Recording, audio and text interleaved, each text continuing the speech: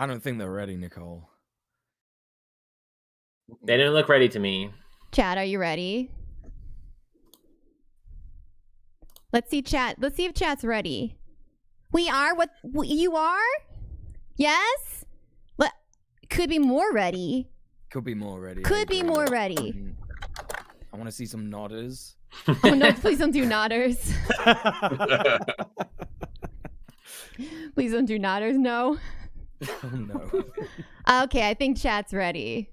Yeah. All right, chatters. Welcome, chats. Hi, everyone. Thanks for hanging out with us today. Hi. Hi. Hey. Right, so who wants to start then? Sophie or I don't know. Yeah. Hey, what's the show about, guys? What are we doing? What's going on? I don't know. Actually, I didn't do any research. Oh shit! Oh, Yeah, no. nah. Well, how about we go around and introduce ourselves? I'm sure everyone here. That's a better I'm start. sure chat knows a lot about all of us. But how about before we introduce what this whole thing is about? Let's introduce ourselves. I'm sure everyone here probably knows me, but in case you're here from like maybe Sophie's or Conquest of Dread, Sophie's, DJ Mule's Twitter or their streams or whatever. My name is Bad Bunny. I'm a political streamer. We talk about all sorts of hard-hitting issues here on my channel. And yeah, I'm a communist. I am a feminist. I'm all the things. And I'm really excited to be here today to talk to all of you. And I'm sure all the chatters still know me. And it's nice to see you. Hi, chatters. But if anyone here is new, welcome, welcome, welcome. I'm very, very glad you're here. So how about whoever wants to go next can go next. Okay. My name is DJ Mule. I'm also a political streamer on Twitch. Yeah, I'm a communist. I'm an anarchist. Same as Bunny, basically. Very, very similar. That's why we're all here, really. We're all pretty much the same, sort of ideologically. Echo chamber. Yeah. That's right. Where can we find you? Right. It's twitch.tv/DJ Mule. Oh, yeah. You could get me on Twitter at DJ Mule, just same as it's spelled underneath my my webcam here. And you can get me on Twitch there as well. Yeah. Okay, cool. The same name. Cool. I'm Sophie. I go by Sophie from Mars online on Twitch, Twitter, YouTube, and Patreon. Patreon's the important one because that's where I pay my rent. It's patreon.com/Sophie from Mars. I make media analysis, YouTube essays, and I've got podcasts and shit. I'm a whole multimedia franchise at this point, but honestly, the thing I'm most excited to be doing is this show right now. So, like, check me out wherever, Sophie from Mars. I'm going to be doing something that is pretty related to this called Organizing Interviews starting this month on my channel. If you want to see that, it's like a series where I interview organizers and activists around the world and talk to them about what they do, how you can do it as well. I actually have an interview with a mutual friend with Tim, who's incredibly based, the best interview in the lot, actually. I'm really looking forward to releasing that one. Yeah, Sophie from Mars, just wherever. Yay! Cool. And I'm Tim, Conquest of Dread on YouTube and Twitch, but Dread Conquest on Twitter if you want to look me up there. Yeah, I'm a communist also. I'm from down in New Zealand, or Aotearoa as we call it. What else? We should say where we're from, by the way. That's a good detail because I think it's important that we note that like this isn't just a bunch of like Yankees, bunch of filthy Yanks coming together. Well, we do all sound like a bunch of Yankees, so there is people would have assumed. yeah. Well, so I'm from New Zealand, Aotearoa. I'm member of the proud Ngāpuhi Nation, the Everlasting House, and I'm here to talk communism. That's what I'm doing. I don't know what y'all are doing. So where are the rest of you from then? Yeah, so I'm from America. I'm from Seattle, and grew up in Chicago, but now I live on the West Coast, and I think I'm going to move back to Chicago soon. Yeah, cool. Back to the extraordinarily bad winters. I'm not looking forward to it. And then what about you? I don't know if anyone could tell where DJ Mule and Sophie are from. I don't know if anyone has any guesses. Well, I mean, I technically live within the jurisdiction of the United Kingdom, but I'm transgender, so I don't actually count as one of those, you know. So actually disqualifies me from British life. Normal island You live on Turf citizenship. Island, is what you're saying. Yeah, exactly. I see. Trying to get out as soon as possible. We're working on it. Yeah, it sucks. Yeah, it sucks here. Yeah, I'm from the same place. Yeah. Just a bit more north than Sophie, but there's not really. Whenever you say that to Americans, they're just like, "What? That's like a car drive. That's just like popping out to see your mates." But it's actually well far. I think chat is really upset that Soph isn't actually from Mars. I didn't say I wasn't from Mars. Oh yeah, I said I You're not there right live now. within the United Kingdom. See? Yeah. The red planet. And I didn't say I was a communist, and that's because Lorcan in chat is right. I'm a Bogdanovist, which is a niche literary reference of someone. Anyway. Any Posadis in the chat? Oh my god. Oh my god. Yeah, no, actually, that's me. Yeah, I want to blow up the whole world. I think that's the way. Dolphins rise up. That's the way forward. So, I love dolphins. So chat, if you have any questions throughout this, by the way, this is like not going to be as casual as my streams. My streams, if anyone's been able to catch them, are extraordinarily casual. Like I show up in my robe and I'm like waking up as the stream occurs, and it's extraordinarily laid back and it's very, very interactive. This is going to be a little less so I'm not going to be able to answer, or I'm not going to be able to acknowledge your donations and stuff at the as soon as they happen like I normally do. Please no groovering, chat. Text-to-speech is off anyways. You can't do it. Behave yourself. But I'll be thanking you for all the stuff, like in batches. And if you want to like ask us any questions, or whatever, please do so in the chat. But like if we don't get to it right away, or if there's not as much attention as you would like, guess what? All of us also do our own streams. You can bother all of us individually as much as your little heart desires. Yep. But yeah, you're not going to be getting as much hand holding, like mommy time that I think a lot of you are looking for. Because let's face this is Twitch chat. No offense, Twitchers. Poor chat. No offense, chatters. Oh. Okay, so should we dive into our topic right now? Yeah. Well, yeah, we're here to introduce the show. Should we introduce the show? Let's do it. Let's do it. Yeah. Let's talk about what it's all about. Yeah. It's I mean, I guess we're mainly just wanting to communicate that capitalism has completely failed, communism is inevitable, and instead of sort of just sat there eating the doom pill, worrying about how bad things are, we just kind of have to change the conversation now to how it's going to happen, so how things are going to change, how things are already changing, how things are going to change. Yeah, basically, I think we are what's brought us together here. Like we do have personal and ideological differences, and I think across the online left, people have personal and ideological differences. But like one of the biggest divisions that we see in leftists at the moment is people who think that everything's just fucked and it's just no hope, versus people who think that we can do something. And all of us think that we can do something, and we'd like to talk to you all about what can be done. Unfortunately, it's a really complicated issue, and so we're not going to do that all this week. Like it takes a lot longer than that, right? So we're gonna this week introduce the show and give the general battle plan, like what's it going to look like in the coming weeks, and then week by week we'll focus on different things, because an important side to this is that social media really has you feeling like you should do everything. Like you're on your Twitter feed and you can see that people in prisons are being treated like shit, and there are wildfires, and there's an oil spill on fire in the ocean, and it looks like a CGI scene from a movie and shit like this, right? And you're just like, I have to care about all of these things, but I can't do anything about any of them. And one of the most important things that we're going to be doing, I think, going forward, is that week by week, we're going to focus on different topics. We will revisit them proportionally to how much they need talking about, proportionally to how much we want to focus people's attention on them. And like, pick one. Hey, chatters, pick one, get fucking stuck in. Just go for it. Like, you don't have to just be a little bit into everything anymore. You put your effort into something, and if everyone puts their effort into something, we'll be changing something, right? I want to. I think Oh, go ahead, please. You go first. I was gonna say, yeah, with like, what we see on Twitter with all these big things happening, I think that a lot of people think that there's like, I guess like the path to communism is about like, like just some big like revolutionary moment or something like that where it's just Yeah. like, okay, it's D-Day or something like that. But Right. there's so many little things that people can be working, and there's things like it's not just like these things are already happening around us, right? There's like strikes, there's like people like organizing like mutual aid, all these things, like it's already happening.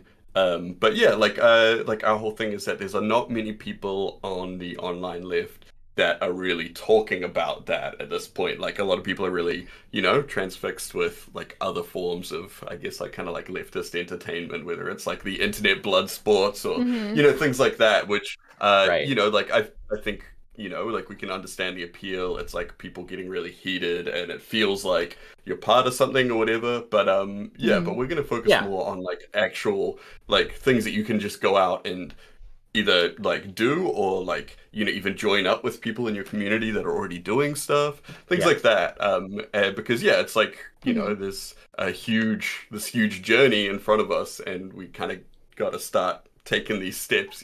Yeah, absolutely. And that's something I'll also touch on in like our relationship to social media is something I'm going to touch on in something I'm writing at the moment, which will come out later this year, called Cyberpunk 2022, a direction for the online left. It's all about what we can all be doing specifically as people who are online. Like we're all losers who are really addicted to politics online. Not everyone has the brainworms that we have, so we should acknowledge that and like organize as a group. And that's something I'll be writing. So again, if people don't know me, like that's something that is coming up later for me. But something I wanted to touch on, I've got a couple of book recommendations here, and one of the most important ones is Climate Leviathan by Joel Wainwright and Jeff Mann. And one of the things that we should maybe start talking about, like to launch into a bit of our like roundtable and discussion today, is something that the book touches on really well. Again, that's called Climate Leviathan by Joel Wainwright and Jeff Mann, and it talks about basically what the world is going to look like in the coming years, depending on a few different variables. And one of the most important variables is how much we all work together and what we can do to change things.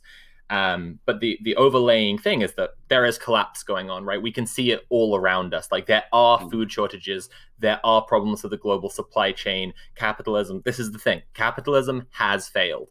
We talk online in way too much of a binaristic way, as if like, if capitalism is still happening, it can't have failed. But it's like, look around you, it's failed. Like literally look around you, it's failed. All that remains for us to do now is organize and fight, and we're going to have our own new system, the one that we built. So one of the things that the book communicates really well is that a lot of people think that a lot of people have been so deeply entrenched in the ideology of state control and the belief that the state is going to take care of us, that people look at climate change and they think that the state is failing to manage it. Like the state would stop climate change, but it's failing at its job. Right. It's not, right? We all get this. It's not, it's doing its job exactly right. And it has to be opposed because what it is doing, like the job the state is doing is climate change. Yeah. And it's going to need to be opposed. And I think that's one of the most important frameworks here to think about and maybe launch into this discussion is like like collapse. Robert Evans calls it like the crumbles, because it's not like it's just one big, like Tim said, like things don't happen in these big kind of singular moments, but rather things are getting like harder to get, and like networks are falling apart and shit like this. It's crumbles rather than just like. And but it's like, as an outsider, it might appear that, like even looking at things like the Russian Revolution, you might, like if you were to read like a really brief history book, like the kind you might get in high school or something like that, you'd think like, oh, it's just like one day the workers just got fed up. But it's like, no, it was like this very long, protracted thing beforehand. And if we're going to be realistic, that's what it takes. Totally. One thing, Sophie, that's you really helped me with is I remember one time, I think we were having a conversation like off stream maybe, and you were talking about how when people say that capitalism wants this to happen, capitalism wants it to happen, that wasn't the correct framing. That although it's kind of getting there, but it's not quite. You said it's because capitalism isn't a person. It's like it's like a bacteria or something. I think this is a really interesting thing. I kind of had a big brain moment about this where I kind of realized that like we should be understanding systems as a thing without center, mind, or memory, because that's what they are. And I likened it to the spread of a virus, or like, you know, and through the lens of pathology and epidemiology. And then I found out that you studied epidemiology, and I was like, oh shit, fucking incredible divine provenance in my comrades, like meant to be, right? Yeah. So Chad, if you didn't know, I'm a epidemiologist. Like I'm a published scientist in epidemiology. I quit that because I was getting really disenamored for a number of reasons. And now that I see that what it's turned into is, you know, like the CDC deciding to bend their COVID quarantine amount of time that they recommend that people like are quarantined for COVID, depending on what Delta is like requested to increase their sales or something. Like this isn't a huge surprise to me. And so it's kind of the vibe, one of the vibes, kind of a vibe that I got out of it earlier, which is why I bailed. And so it's really interesting to see it get to this point. But anyways, so that's a side note. But yeah, it was really really cool that I think you're interested in epidemiology. You describe the stuff like epidemiologically. It's cool. I think that it's a perfect example you've brought up, actually. So let's talk about the CDC for a second. This point that I'm trying to make is, and that I've made to you before, I think it actually was on stream, but it wasn't, maybe we just didn't get enough time to discuss it out properly, is that all systems are not like conscious beings. They're not like thinking, dreaming, living things that have like agency. And a lot of the time we imagine them as if they are. And that thinking, I think, is part of what paralyzes us. I do think that we imagine like capitalism does this thing to you, and it does this thing to you, and it does this thing to you. And it's like, well, if that's the case, then I'm fucked. Like this malicious thing is like getting me all the time. But the thing is, like, even really hierarchical systems like capitalism, or like a monarchy, even like an empire, right, where you have a person at the top nominally, like they still don't work like that, right? Like we live in the American empire. We aren't at the beck and call and whims of Joe Biden directly. Like we're not actually like, all the things and effects of the system aren't just like things Joe Biden wants, right? Actually, like what we end up saying is that they're things that like capital wants or whatever. But like it might seem like splitting hairs, but it's not. Like it's not things that capital wants, it's things that benefit capital. And capitalism is just this I've said it before, I'll say it again. It's a thing without center, mind, or memory. And we need to start talking about making our own thing without center, mind, or memory, because that's what human systems are. And so that's the thing that we're going to talk about today. I think probably touch on at least is mutual aid networks and how that evolves into dual power. Yeah, fuck yeah. Yeah, absolutely. I think there's something as well to be said about that you were saying, in that like, you know, there's like, you can relate to what you said in terms of like there being a huge inaccessibility to like theory and politics in general. Do you know what I mean? So people do get terrified and they kind of fill in the gaps with what they think capitalism is rather than what it actually is. It's just an idea, right? You know what I mean? It's totally like not this insurmountable, you can't comprehend it kind of thing. It is just simply an idea, right? Yeah. Totally. We use colorful metaphors. Someone mentioned this in chat, the invisible hand of the marketplace, for example. Like we use anthropomorphizing metaphors to describe these systems, and they are useful to like simplify our thinking down. But we have to always remember that that's not actually how this stuff works. Actually, how this works is that like, the thing you can best liken it to is like a disease. It's like a brain worm. It's like a thing that's like controlling people's thinking because it's wriggled in their ear. And it's not doing that according to a plan. It's doing that according to a sort of set of relationships and needs and wants. Needs and requirements, but not wants or thoughts. That's kind of the central the central point, and that's part of what we need to aspire towards, I guess. Yeah. It's I mean it's like this same thing about kind of what you're saying about there is like a lack of political imagination, and there is, I mean, it's like the capitalist realism thing, like people people will sooner like imagine that the world will just end, we'll all die in the climate apocalypse or whatever, than actually having the imagination to think outside of the current kind of capitalist hegemony sort of thing. And I think that's like that's something that we all talked about a lot. Kind of going into the stream, right? Yeah, Capitalist Realism, for those who aren't familiar, by Mark Fisher, is another great book recommend, but it's massively misinterpreted by a lot of leftists. So if this is niche for anyone in chat, and people aren't getting this, Mark Fisher was a really prominent Marxist academic. Unfortunately, he died by suicide. I actually know someone who was PhD supervised by him. OBS. Oh, I see us back. Brilliant. It's weird. Cool. We're back. Right, where were we? You were right. Mark So Fisher. Yeah, so for those who aren't familiar, Mark Fisher was a really, powerful Marxist academic, and one of the things that he wrote was called Capitalist Realism, and it's about a delusion that we all suffer from under liberal capitalism, where we can all acknowledge the problems. We can see them right in front of our eyes. We can see inequality. We can see climate change. We can see racialized policing and wealth inequality, and we can see all the effects and how they intersect and enforce and create, bigotries and systemic prejudices and so on. And we can see all of those things, and we're just can't do anything about it. Yeah. And I think that a lot of people read that and then go, damn, that's so true. He just like me for real.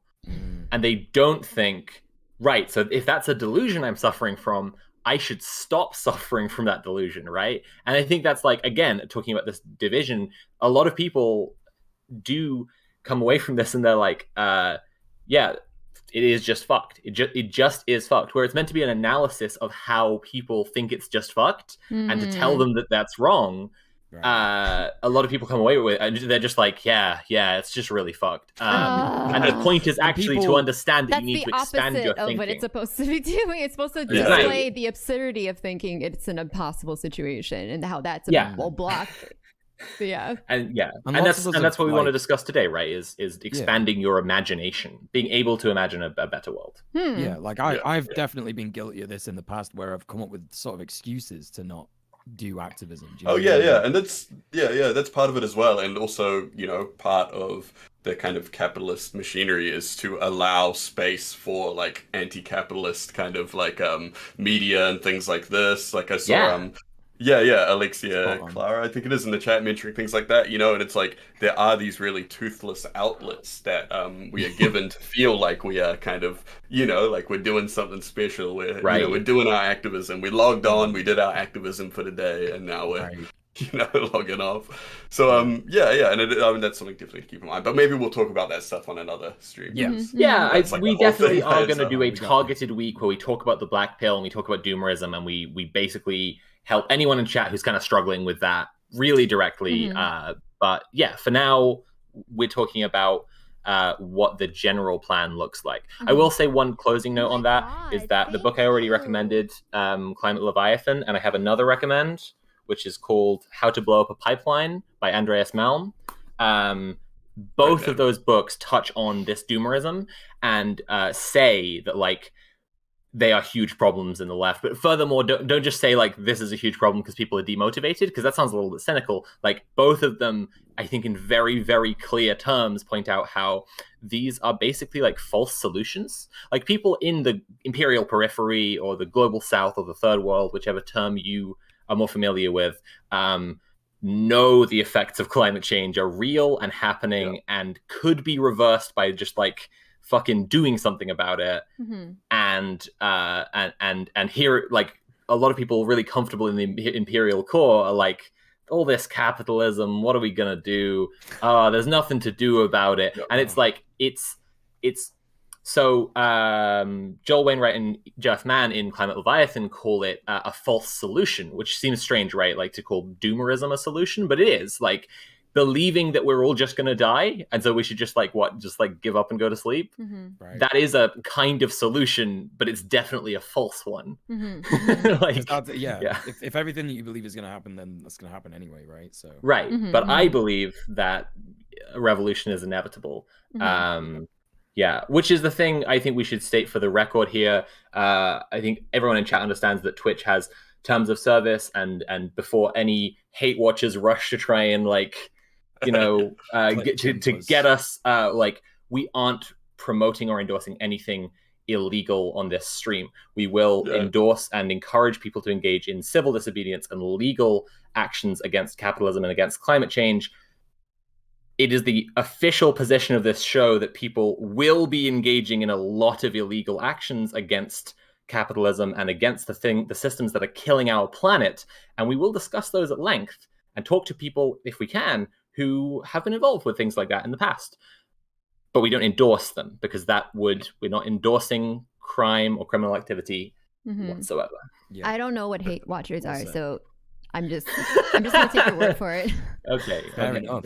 Okay. I want to take this moment to thank, because a bunch of people have subbed and donated. I want to make sure we thank them. B-Rat, thanks for gifting us up to TN cookies. And by the way, chat, I'm going to try to do this much more quickly than I normally do. So Just Johnny, thanks for the 3 months. Thank you, Just Johnny. Gaunt Raindrop, thank you for the host. Michael McAllister, thank you for the 27 months. Thank you, Michael. Risk, thanks for giving us a sub. To Snornat. Thank you. Snornat is my partner, Nat. Oh, hi, Nat. Yeah, cool. Okay. Infernal Silver, thanks for the host. Jamo, thank you for the 5 subs. Thank you, Jamo. Bun Clap Chat. I'm your friend if you donate. That's the rule here. Lotrick, thanks for gifting a sub to Sophie from Mars. And then One Man Pizza Party, thanks for the 200 bits. Risk, thank you for gifting a sub. Jerry Rose, thank you for the host. Mr. B, thank you for the 17 months. Jamo, thanks for gifting a sub to Vaxis Praxis. B-Rat, thanks for gifting a sub to Lodane. Oh, Lodane. Hi, Lodane.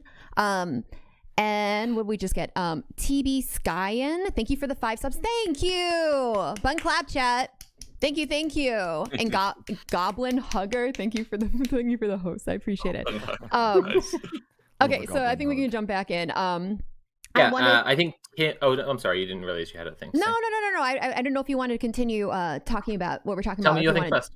Oh, I was just going to touch back on that feeling of like doomerism, and that I wanted to reflect with chat to see if they had any of these feelings, because I feel like we haven't talked to chat in a while.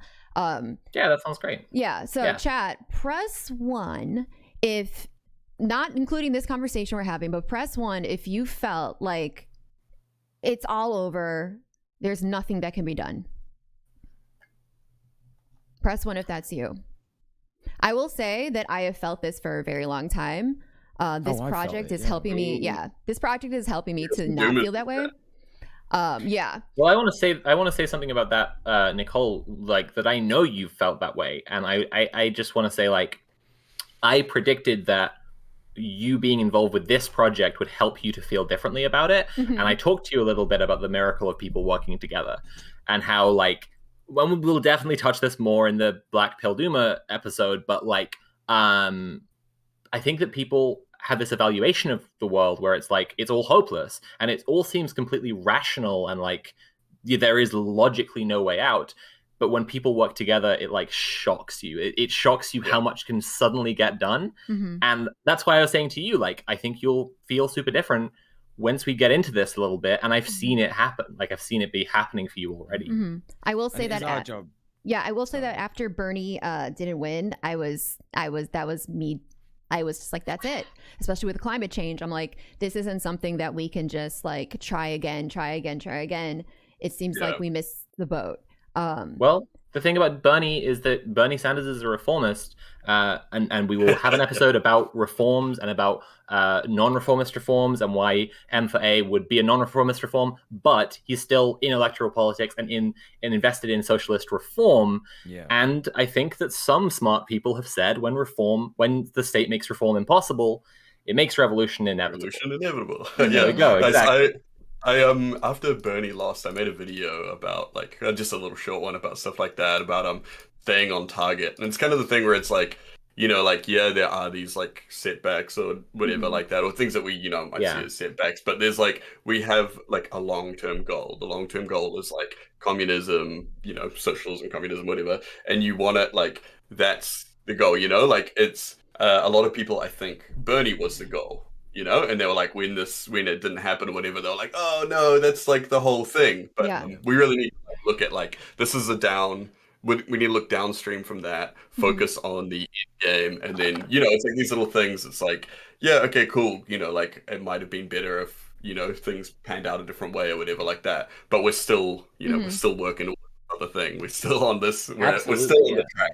Well, I know a lot of people to kind of like shine light on, you know, the things that you can do, because again, like, you know, we're all saying, everybody. So I think a lot of people as well, when they first heard of, you know, people like Bernie, not just Bernie, but also like Jeremy Corbyn in this country, it's probably their first ever exposure to like a potential for like things getting better. So they've not even heard of things like that we know now, like dual power and mutual aid, strikes, and stuff like that. And you know, just having that like glimmer of hope and then having it disappear is obviously, and you're not going to see the other stuff, obviously, straight away that we just talked about. But again, that's our job. That's what we're here to do. Right, exactly. They aren't going to show it to you because they have a capitalist interest. And, you know, mainstream media is invested in the capitalist system. It's never going to run against it, not meaningfully. We want a communist world, so we're going to tell you what should be happening and what is already happening. And that's, I think, is going to be a really important thing for Hope, is just showing people what's already being done. To move into discussion more, I have something for Tim, because we'd already touched on mutual aid and dual power, and you've made a video about dual power. And we're also going to be doing a whole episode that's focused on that. But you were just talking about like long-term plan, right? And that's, I think, what we want to brush over, like the real broad strokes today. So, you know, the power in capitalism doesn't come from the state. It comes from people, right? Everything that gets done is people. It's just that the state and capitalism organize people to serve the interests of capital.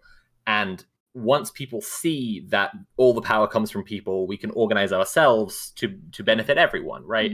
And that's the broad strokes of believing in any form of communism whatsoever. Like, that's just the broad strokes of like whatever kind of communist you call yourself, that's it.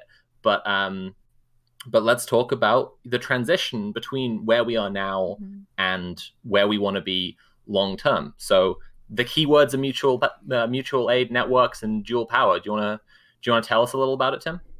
Yeah. Okay. We'll go over it quickly, because we'll probably, you know, we'll definitely do a whole kind of episode about it and stuff. But like, so there's a lot of stuff you might see on Twitter and stuff where people are like, okay, we're doing this like mutual aid thing, donate to this person's GoFundMe and things like that. And that's all cool, you know, like that. It absolutely rules to be, you know, putting their money out there and stuff. The whole idea is that is still kind of just charity. Whereas when we're talking about mutual aid, we're talking about creating networks, like support networks that ideally can, you know, like people can rely on those networks in ways that they would traditionally, you know, like instead of relying on, say, like the, you know, government welfare or something like that, they can rely on their comrades kind of like outside of the capitalist system. The thing is, like, what we want to do is we want to take the reliance off of, you know, the kind of capitalist hegemony or whatever like that, and then shift it over to outside of that. And also like the idea of kind of shifting resources out of, you know, those things and into out of their basket into our basket is also kind of part of what you want to do is, well, what the goal is to build what we call dual power structures. I've got a video on this, which, you know, like, I don't know. We should probably link it in the chat so we can check you out. Yeah. But the idea is that it's like, so capitalism has this giant advanced structure sort of thing like that. And to compete with that, we need to build our own structures. We can't just like, you know, like you see like those loser American insurrectionists or whatever like that. They like had their big moment. They stormed the Capitol and they just did absolutely nothing because they didn't have anything to do. They had no long-term goal. They didn't have any structure. Yeah, exactly. And then they went and like they hung out in like a hotel lobby or whatever like that. But the idea is that, like you build up all these like support networks, you build up these structures. So yeah, like I mean the whole thing, like the term comes from before the October Revolution, the Russian Revolution, it was like they built up this force that was competing with the existing power structure. So there was dual powers. And yeah, you just get to the point where it's like, okay, well, people trust the communists more than they trust the existing government. So like there's no reason for them to kind of, like Yeah, there's no reason not to join whatever. I mean, it's vastly more complicated than all of that. That's like the cliff notes. But yeah, that's kind of the end goal. Yeah, I mean, I remember people in my Patreon Discord asking me in a kind of a book club discussion. We were talking about like what are the steps, right? And I think this might have been an early point at which I was like forming an idea for this show, actually, right? But people were asking me like, I don't know what the steps would be from here to world communism. And it's all very well and good to tell me do this thing and this thing and this thing. And it's all very well and good to tell me like how a communist world would work, but I don't see how they become that, right? And I think that a lot of people think that there are these kind of like, there's this big moment where it's going to like become something else, right? And it's going to become like, I don't know what people are imagining it's going to become. I think some people imagine it's going to become an army. I think other people imagine it's a commune that grows or something like that. But like, and I'm not saying neither of those things are necessarily involved or have been historically, but actually like a lot of the stuff that you look at that you can be doing right now are actually just like in absolute minuscule the exact same thing that needs to be done really long term. So an example of something we're going to cover on this show in the coming weeks is tenants unions, eviction resistance, and squatting, right? There are going to be separate episodes, and we're going to talk about, right, like the resisting landlordism and people having to pay rent, right, in an emergency, which is part of right, that's what you could call it, the systems of mutual aid networks, people looking out for each other, showing up when the sheriff comes to evict some fucking single mother, right? If people don't know about Moms for Housing, look up Moms for Housing. Fantastic thing that happened where like 100 people just showed up and told the sheriff to fuck off and like left these moms alone. It was awesome, incredibly based. And that's mutual aid. By the way, and then that's what they're doing. Moms for Housing. Sorry, that's an interrupt. Right, I'm just going to I'm trying to say like duck out for just a second. But okay, carry on. I'm saying that in minuscule is still part of the exact same stuff that you need long term, right? If you think about housing as an example of a topic that we will talk about on this show, you start with like people who are unfairly being evicted or illegally being evicted, and you organize a tenants union that stops that and like couches itself in the existing law a whole bunch. But hopefully you progress to like actually anyone who's being evicted, even if they have like the landlord has the law on their side, the union says no. Right, and keeps that person in their house because people have a fucking right to be in a house and shouldn't just be homeless, right? And then you get to people squatting, and then you get to like the protection of people squatting and people mutually protecting people squatting, so that ultimately a whole bunch of people are just in houses because they're human beings and for no other reason than just they're human beings and deserve to be in a house. And at that point, you're like, okay, so then we are actually talking about like abolishing like. I've been trying to describe this in bigger and bigger increments, right? The next one after that is no private property, because if everyone were in a house, because the people deserve to be in a house, but like the concept of ownership is just out the window, that is literally the abolition of private property. So I think that people like have kind of phrases from classical Marxism that they're familiar with, and then they have like, we could go join a tenants union, and they feel like these things aren't connected, but that's exactly what you need a show for, right? You need to discuss how the things literally link up. Yeah, definitely. Yeah, and I guess that like it's those mutual aid networks and the dual power structure that we're talking about. I guess like breaking it down really simply, it's looking at stuff that the people want that the government's just not doing and just doing it for ourselves, right? It's as simple as that at the end of the day, and like doing it in our immediate community. And again, like we were talking about focus in terms of like, you know, everyone thinks like, oh my God, I've got to be spread so thin and like, you know what I mean? Like do so much stuff. But actually, if you just concentrate on your like immediate community, that is like very, very, very based. And like, you know, it's all that really we could ask of you. Do you know what I mean? Or anyone could ask of you in terms of this. Yeah, I think like one thing I'm keen on is to I'm going to frighten chat. We all braced. Is to give chat homework to do between the weeks. God. Okay, I want to tell you guys some stuff to do and see who does it right, and have you guys coming back, because I think something that I'm not ready for this. I know homework week 1. It's really bullshit. But like I just think that cool something. Homework. I think something. I mean, to be fair, it is incredibly based homework, and it always will be. I promise. But something that we really lack in the online left is like any sense of linearity, any sense of progression. And like, even though good things are happening all the time, watch Positive Leftist News by Mexi. It's a really, really good show. And she just highlights based shit that's happening new one out today. Every month she puts out just a compilation of all the base shit that's happened, all the big dubs for the left around the world, right? And it's something we are lacking generally, because we might have like a theory video about sex work because it's been a hot discussion and discourse recently, but then like next time that comes around, it's like we'll just share the same video over again. It just doesn't feel like we move anywhere, right? That's why I want to give everyone homework. I'm sorry, everyone. I tricked you into coming here. That's what the show's all about. But like literally, sorry, anarchist, it's homework time. And then you go to bed at 9. Yeah, it's bedtime. It's fun. Bedtimes. Sorry, this is tanky bullshit. I want to read Rob's comments because Rob is a guest he's gonna be a guest on their show. Chat today is no guests. Every Sunday from here on out, we're going to do a show the same time you're watching right now, but we're going to have guests. And Rob Rousseau is going to be one of our guests. He says, check out what's happening in Kerala, India, building socialism in a state that is quite hostile to socialism. Very cool and inspiring. And we're definitely going to focus a lot, and maybe you can come on and even talk about it.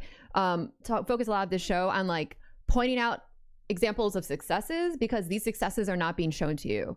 They are happening though. One of the biggest reasons that I think that, even though Bernie Sanders is a reformist, but one of the biggest reasons I think the establishment didn't want Bernie Sanders to win, it's probably not the hottest take ever, but it's because he would inspire some feeling of hope, some feeling of, hey, if we come together, we can actually do stuff.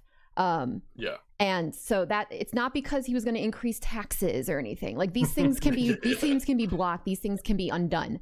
It's the hope that he would inspire. It's the grassroots organization these are all very like communist ideas, you know, coming together as a community, not requiring an external like alienated thing, an entity, a state to like give you permission to do it or go through their channels. And so we're going to focus a lot of the show on like talking about these successes. So thanks, Rob. Absolutely. Yeah. 100%. Yeah, absolutely. I think that just to wrap up the thing I was saying about giving people homework. Oh, someone in chat says only if you give us gold stars after. Anyone who does the homework gets a gold star. That's my promise. This is communism, baby. We got gold stars for everybody. I'll revisit this later for what today is, but I just wanted to say that it will be in a later week, like once we've talked about how to do this, to go chat with your neighbors and like link up with your local community. Not necessarily to go talk to them about communism necessarily. I mean, maybe if you guys want that, but like, but just to go and meet your neighbors will be a thing we want people to go do at a later point. It's a thing I haven't done, and I always encourage other people to do it. I'll be doing the homework that week, I promise. I'll do it. I'll put myself on the line there. But yeah, I'm sorry. Did I cut you off, Tim? Oh, I mean, that's totally kind of, like, I think where we're going anyway. And like, the thing is, like, I mean, if you are a communist or whatever, and you are doing these things, like, people will see you doing that. Like, I remember a buddy, Simba, they were doing some work recently. That's yo_its_Simba on Twitter. They were doing some work. I think it was with like a tenants union or something, and they were stopping refugees from getting evicted. And they were doing their whole thing with the hammer and sickle and all that kind of stuff like that. And like the people were like glad to have their help, and they were fully stoked. It didn't like a lot of people think, oh, if you come out as a full commie, people will be intimidated by that. But like, no, these people were like, they were chill about it. And they were like, no, this rules. Like, thank you for your help. And people will see you in your community doing that shit, and they'll be like, that's what communists are all about. That's what they're doing. And it's I mean, one of the scariest things that Generation Identity did in recent years was they started feeding homeless people. They would go and find specifically white homeless people. They would go and give free meals with like hyper fascist literature to white homeless people. It's like it doesn't when you provide for people, they don't care what your ideology is, and they will be just positively inclined to you. We get the same thing over here with there's like a really big conservative kind of shitty super conservative church down here called Destiny Church, run by a guy called Brian Tamaki, and they do heaps of like outreach to like gangs and like disadvantaged Maori, and they are super successful with it, and they have like and people love them in these communities because they're the only people that are actually out there doing it, and it's like it sucks that they're doing it. I mean, it's like good that people are getting fed or whatever like that, but it's like the people are falling through the gaps, and the only people that are trying to catch them are fucking shitheads. Well, to go back to so it's like go back to what we were talking about before with the mutual aid. This is why in so many parts of America, I can just speak for America, it's illegal to just feed people. Like it's illegal just to like give people food. Like you're not allowed to do that. Which is a bizarre idea. It also in parts in America. Is that a federal thing or a state thing?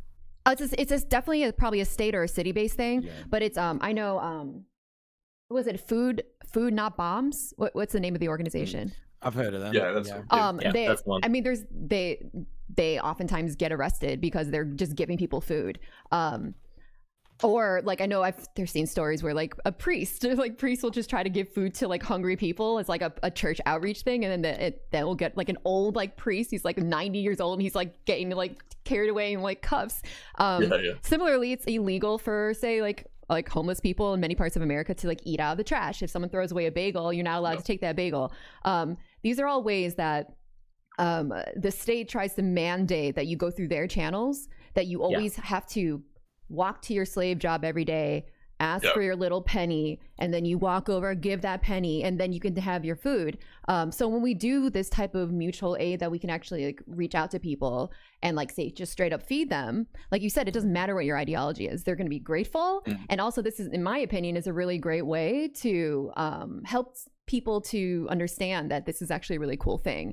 Because you're demonstrating like, hey, you're in need and I'm here for you. I think we can all I think chat can all relate to a time in which we needed someone, whether it be like money or like a friend or something, and that experience is like seared into your mind as like maybe a person that helps you out one time. You'll never wrong them because you're like, thank you.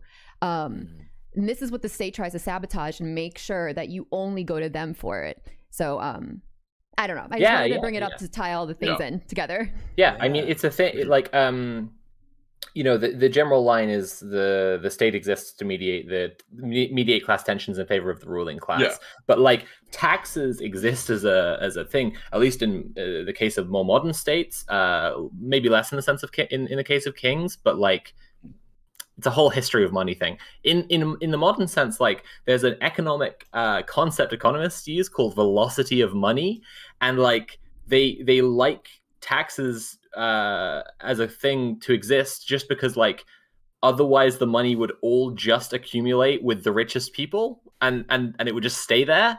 It's a weird thing to think about because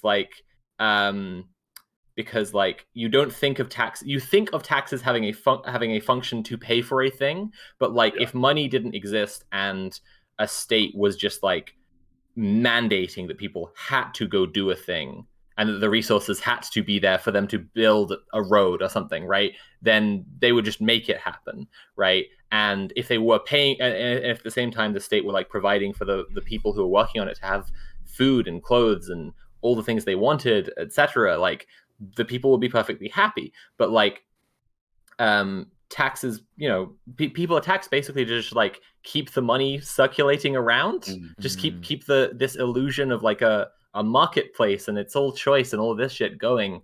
And it's fucking nonsense. Oh God, don't even get me started on that stuff. Like thinking about what is it called, quantitative easement.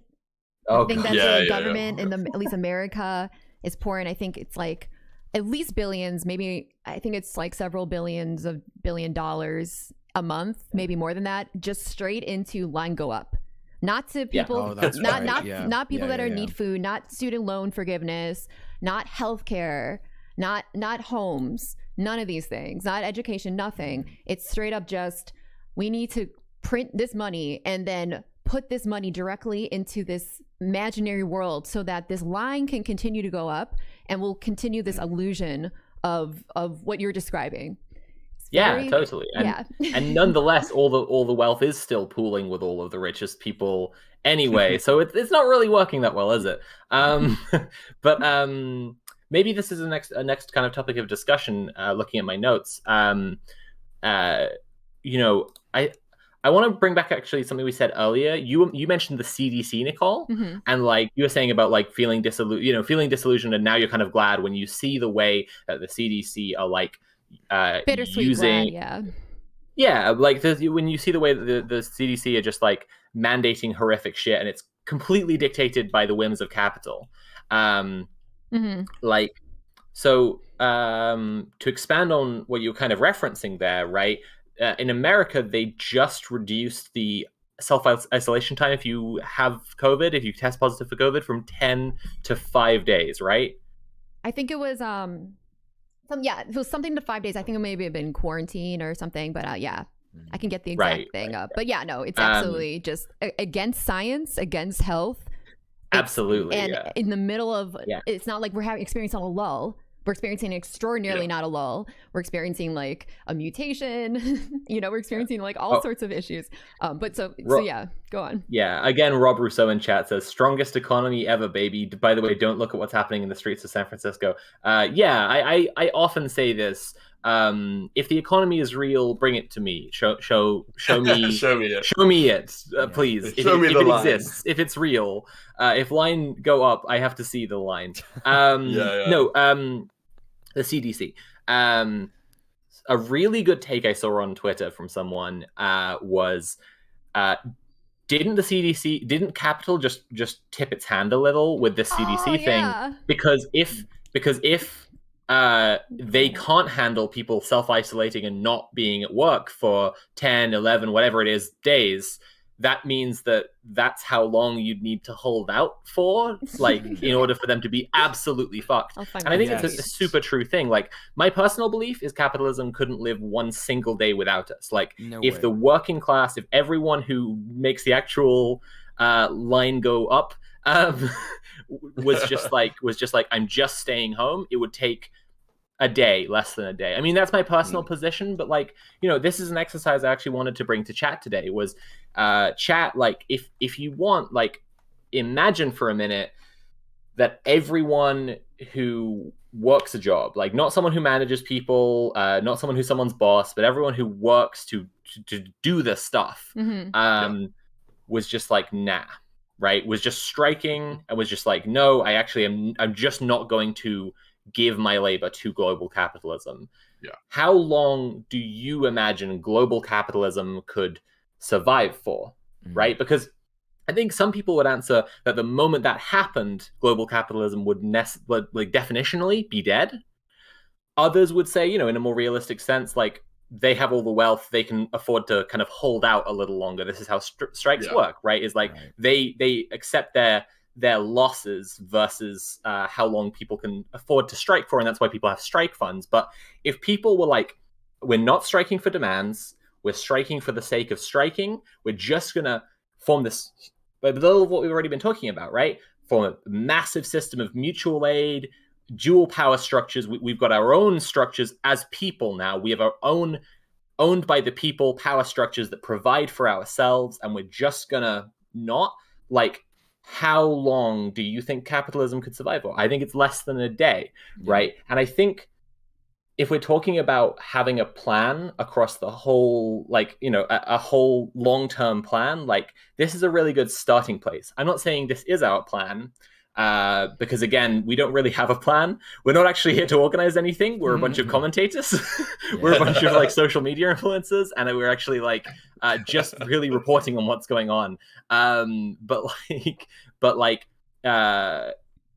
if you want to understand what I think maybe this show is fundamentally about, like, that communism is going to happen, a great place to start is imagining how easily it could happen. And I think that, again, this exercise, this massive strike is just a really good starting place. Just imagine everyone on strike. Because last year we had the farmers' strike in India, right? And it was the largest strike in history, right? The largest strike on record. Gigantic. And like, if everyone struck at once, right? I hope everyone in chat is in agreement here. Capitalism would be over after not very long at all. Like, whatever amount of time you think it would be, it wouldn't be very long, right? And so that's where we start to devolve from there. I think that's a great starting point, right? Just think about that, and then like maybe the three of you will have comments on this, and maybe like your own kind of versions of the plan or whatever. But like, again, not plan, but like the story of what's going to happen. But like, if you imagine that as a really simplistic version of what's going to happen, you can all see that this is entirely possible, and in fact, exactly what's going to happen, right? Even in China, like, so in America, you know, the biggest growing subreddit is the anti-work subreddit. We'll definitely talk about that when we talk a little bit more, I think, about like online and social media and how it connects up to real world activism. There's a massive anti-work movement in China as well, the lie down flat and pet fish thing, which is like about people just like refusing to give their labor to state capitalism, just lie down flat, you know. I think it's a thing. People are experiencing this massive climate depression where they're just like, well, if the world's just going to end, I'm not going to like work, you know. I want to point out. Sorry, go on. I just want to make sure we address. I know it's a lot. I just want to make sure that we address some of the things in the chat. First of all, Upright Line, thank you for the 500 bits. Sometimes mutual aid can be something as simple as this. I think that, we're going to have a whole stream talking about mutual aid and what it means. And I think we're kind of touching on that right now. But there's a few people in the chat that it's actually going to be next week is charity versus mutual aid. Oh, sweet. Right. Yeah. Nice. Yeah. So that's going to be a really, really, really good stream, chat. Because I see so many people butchering this topic, and I think it's a pretty imperative one. But there's people in the chat that a number of them are expressing stress at the idea of not working, because they're like, I can't afford to not work. First of all, I don't want to shame anyone in the chat for not being able to afford to not work, because that's a real reality. That's why we work, because we can't afford not to. And so that's why it's important that we develop organizations, we organize ourselves and create mutual aid networks so that it's not necessary for you to have to go into work so you can have your needs met. And also, we're not asking you to put yourself in any, you know, unnecessary danger or like financial ruin or anything. It's like these things, you know, we're sort of like talking about if you are safe to do so, if, you know, because at the end of the day, we're talking about taking resources away from the state, right? So some of those resources are absolutely going to be unemployment benefit, you know what I mean? If that's something that is feasible for you to do and stuff like that. Yeah, it's the thing I was saying before, right? I genuinely, we like, if people are gonna drop out and refuse to work, like, literally no harm in signing on at the same time, because like, if the state does give money to unemployed people, and you can get that money, like, they will try their hardest to stop you getting it, because they try their hardest to stop everyone from getting it all the time. But like, if you are like, no work anymore, take the government check for as long as you conceivably can. Like, because that's money that is in the capitalist state and then could just be feeding people instead, you know, while you're building up like systems of mutual support. Like, Nicole's completely right. Like, we work because we can't afford not to under capitalism. This is what people are talking about when they say abolish work. They're talking about abolishing the capitalist notion of work, where if you don't work, you starve,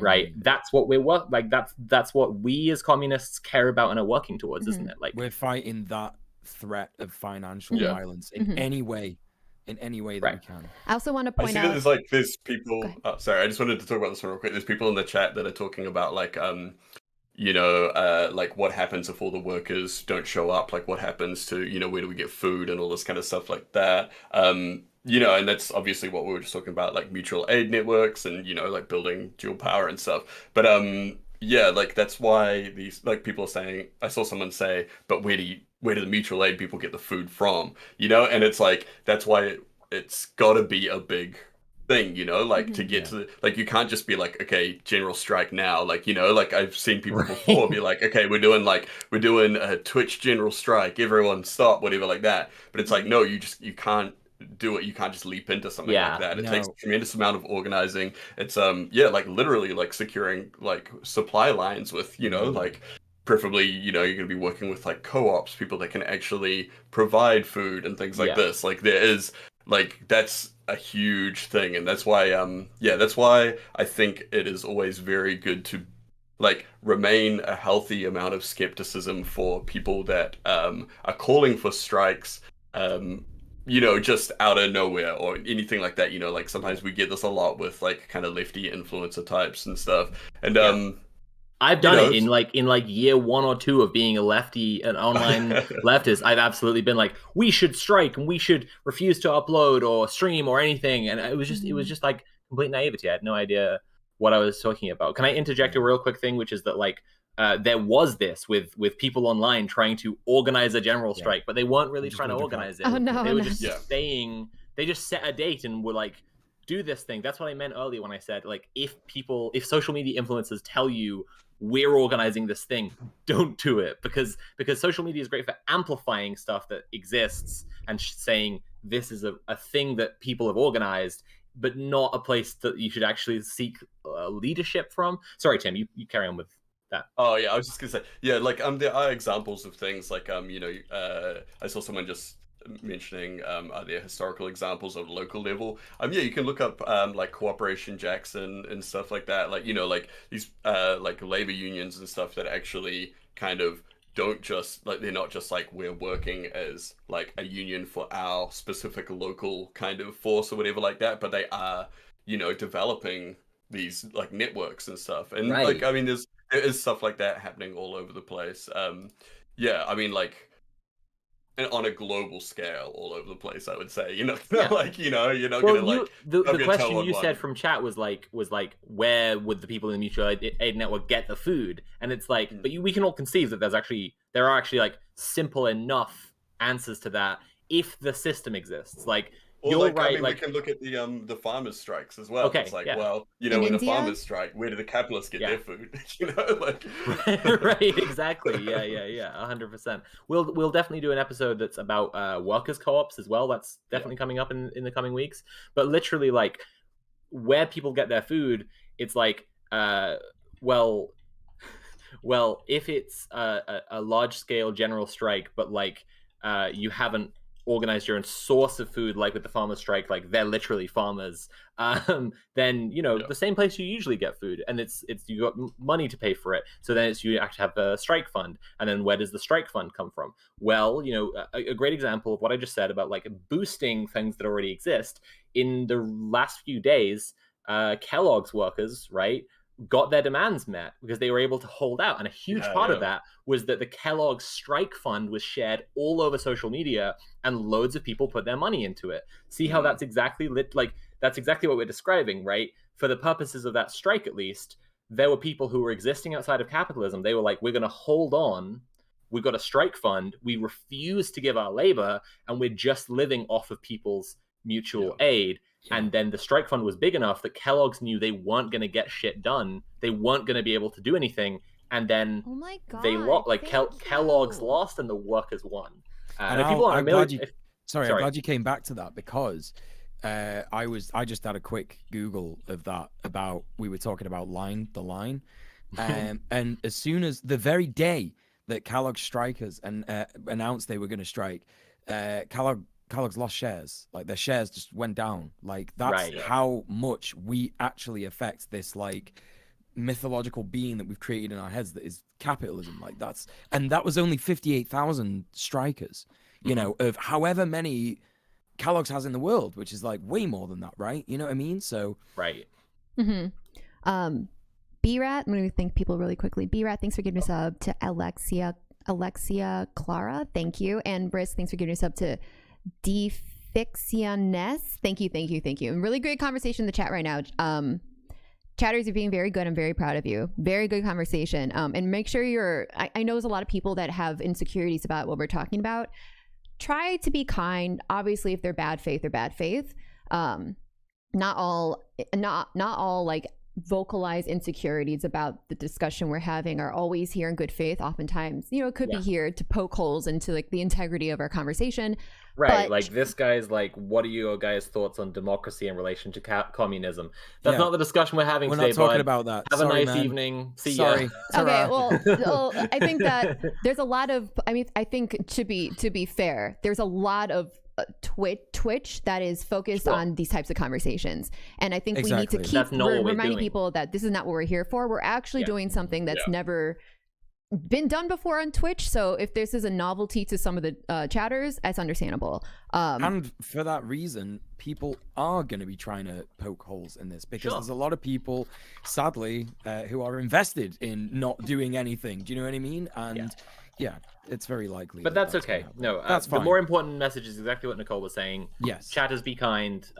The important thing is that people show up here and want to learn stuff, and more importantly, want to do stuff. Like that's what we're literally here for. Is like telling people what they can do and getting people to go away at the end of the day and do the stuff. Also, I see a lot of people in chat that are talking about people they would like to have on the show, because we will be having guests. And every Sunday we're gonna have the show at the same time, 2 p.m. Pacific, for about 3 hours. And so today we don't have any guests. This is just the standard hosts of the show. But if you have guest recommendations, let us know, or maybe even tell them about the show so they can be interested and we can they can contact us, whatever. So yeah, that would be great. So all of you saying, because there's so many people that are talking about different guests that they would like to see, and these are all really good recommendations. Excellent. Yeah. So sorry. And go we've ahead. got so much stuff to talk about. So much stuff as well. Lots of stuff, chat. I think Tim, were you gonna say something? I was just gonna say, do shit for me. yeah, like to anyone that is asking questions, like like our opinion on democracy and communism and stuff like that. Like if, like I don't, like we don't want to like bum you out and be like, that's not what we're talking about today or whatever like that. Like I mean, if you, okay, if you're I'm new to, sorry, like, I was me. no, I'm sorry. I'm sorry. I'm not if you're sorry. new to this kind of stuff or whatever, and like that might be like an obvious question or whatever like that, but like we will, I mean, we're going to cover all kinds of different things. I don't know if like discussing things like that is kind of like on the agenda for this show in particular. We're going to be talking about more like like actual community stuff instead of like ideological kind of like communism versus anarchism or anything like that. So just like don't want to bum me out or anything like that. In But fact, it's just a different thing than what we're doing right now. That we are actually going to be talking about a lot of democratic stuff within absolutely. our idea of communism. So, if that's something you don't know anything about, then stick around. But for the record, like also, all of us also, stream. Wait, put a bebop. all of Three us Brits stream. against one American. What is this? Like, I'm gonna I should ban you right Oh my god! They God. think you're a dare you. Brit. That's Tim. horrific. Sorry. Not cool. But yeah, we all have each of us have our own show. I talk about politics 5 days a week for like 7 hours a day. I know that DJ Mule, Conquest of Dread, they all have their shows. Conquest of Dread does more, I think, more gaming, but you still talk about politics plenty. So you can always check our shows out and talk to us about these ideas further. But we're trying to do something different this time. We're trying to actually instead of all of the like kind of more, I don't know. It makes You me can feel watch like us we're just dunk on spreading our Ben wings. Shapiro in the week, right? Yeah. We'll do that in the week. So to bring back around some of the discussion that we have planned for today, that's the thing. That's the important thing. We have planned discussions and we want to have them. Those are the topics each week. Audience participation will come in when it comes in. Your homework, that's an important participation. The rest is us, and if you want to interact with us, there's all the rest of the time. But bringing back around the discussion for today, I saw someone in chat saying that they have a community garden up the road from them, and I think it's important to understand a distinction between community gardens and gardening and growing food for mutual aid. where but I'm gonna make this point but then counter myself. So I'm not just being harsh on this person. Community gardens are often actually something that, while giving the appearance of like a knit community that are feeding each other and whatever, like don't produce enough food to actually like feed people all the time, and do create a very like middle class, comfy aesthetic that helps to gentrify a neighborhood. Whereas like seizing bits of abandoned land and using it for the intent purpose of actually feeding people who are hungry, known as guerrilla gardening. There's sometimes urban reclamation where people are trying to turn abandoned places into more beautiful spaces rather than trying to farm from them.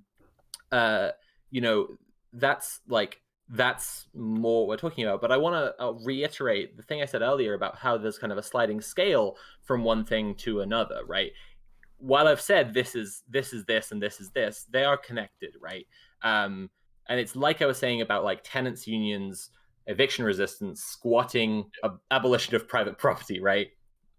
You can see these things as being on a track, and actually like community gardening can still be a great start. I'm not actually just being down on community gardening. I'm trying to say that like while it can have that effect and can just be a gentrifying force, if there's nothing else, it's a great place to start. If you and a bunch of comrades are into your community garden together, and then like the next thing you're doing is like, this is cool, but we want to actually feed people and this garden isn't big enough, and you decide to go like find some land and fucking deliberately grow stuff there for the sake of feeding hungry people, that fucking rocks. Like, so again, not just trying to be down on that person, just trying to talk about like the perspective we want to have here, right? Which is that there are things that are entrenched in the existing system. Community gardens are a great example because they are entrenched in the existing system. And then there's on the other end communists who are feeding each other as a community. Right? Interesting.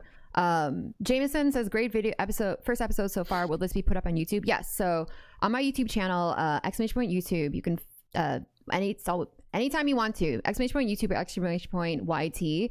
My channel is called Bad Bunny Official Clips. We'll be putting these on that channel. I'm going to warn you all, I am going to be doing rebranding some one of these days.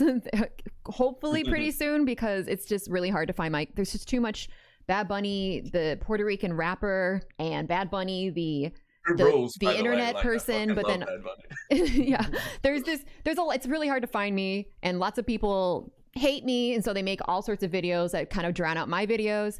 And so basically, so just keep that in mind. But at this moment, and the URL will always be available in my stream chat and all my panels and my Twitch and my Twitter and so on and so forth. So !YT, really subscribe to that, and we will have these all up in a specific playlist for you all to be able to access later. So thank you, Chilled Red. So how about this for a discussion? And I already touched on this a little with a couple of books I've been recommending. I'll reiterate. I've got Climate Leviathan, Joel Wainwright and Jeff Mann. And the other one is How to Blow Up a Pipeline by Andreas Malm. The latter is an argument about pacifism and nonviolent resistance and civil disobedience that people have engaged in historically to fight climate change. And this is the shape of the discussion, right? We here at Red Planet don't endorse anyone doing anything illegal, but we do think that it's reaching an inevitable point where the state has not responded to civil disobedience, right? So this is a distinction that's going to be important going forward in the show between things that we are advocating.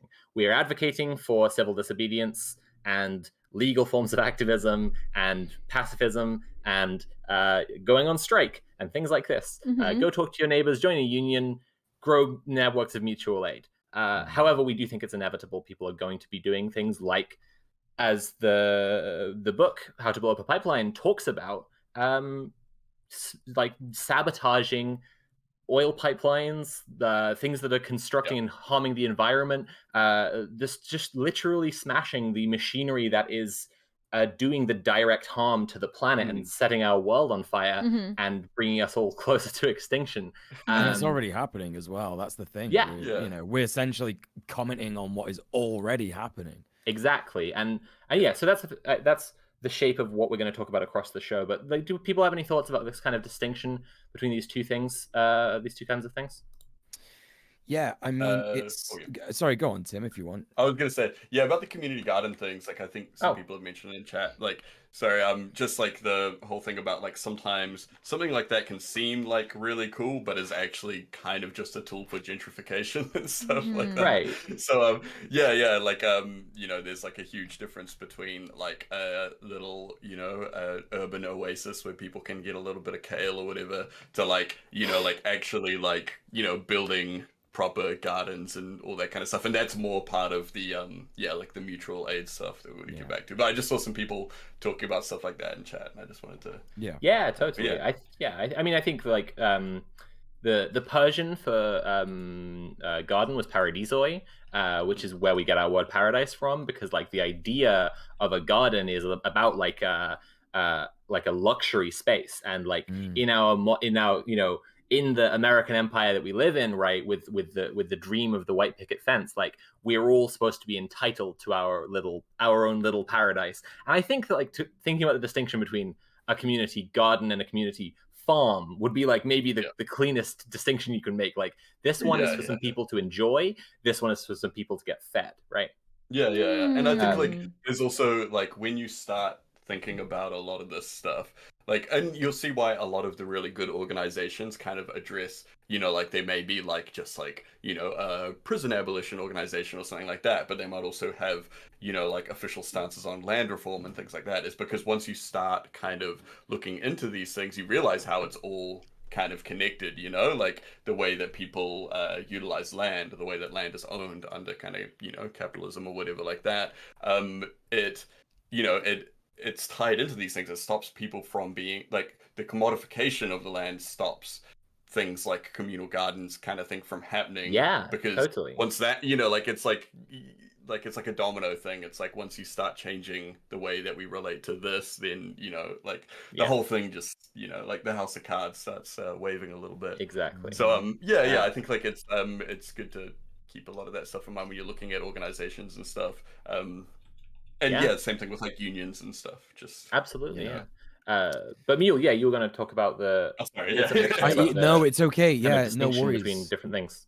So in terms of well, I don't know if this matches what you want me to talk about, Sophie, but in terms we're all seeing that I secretly pull the strings here at Red Planet. That's right.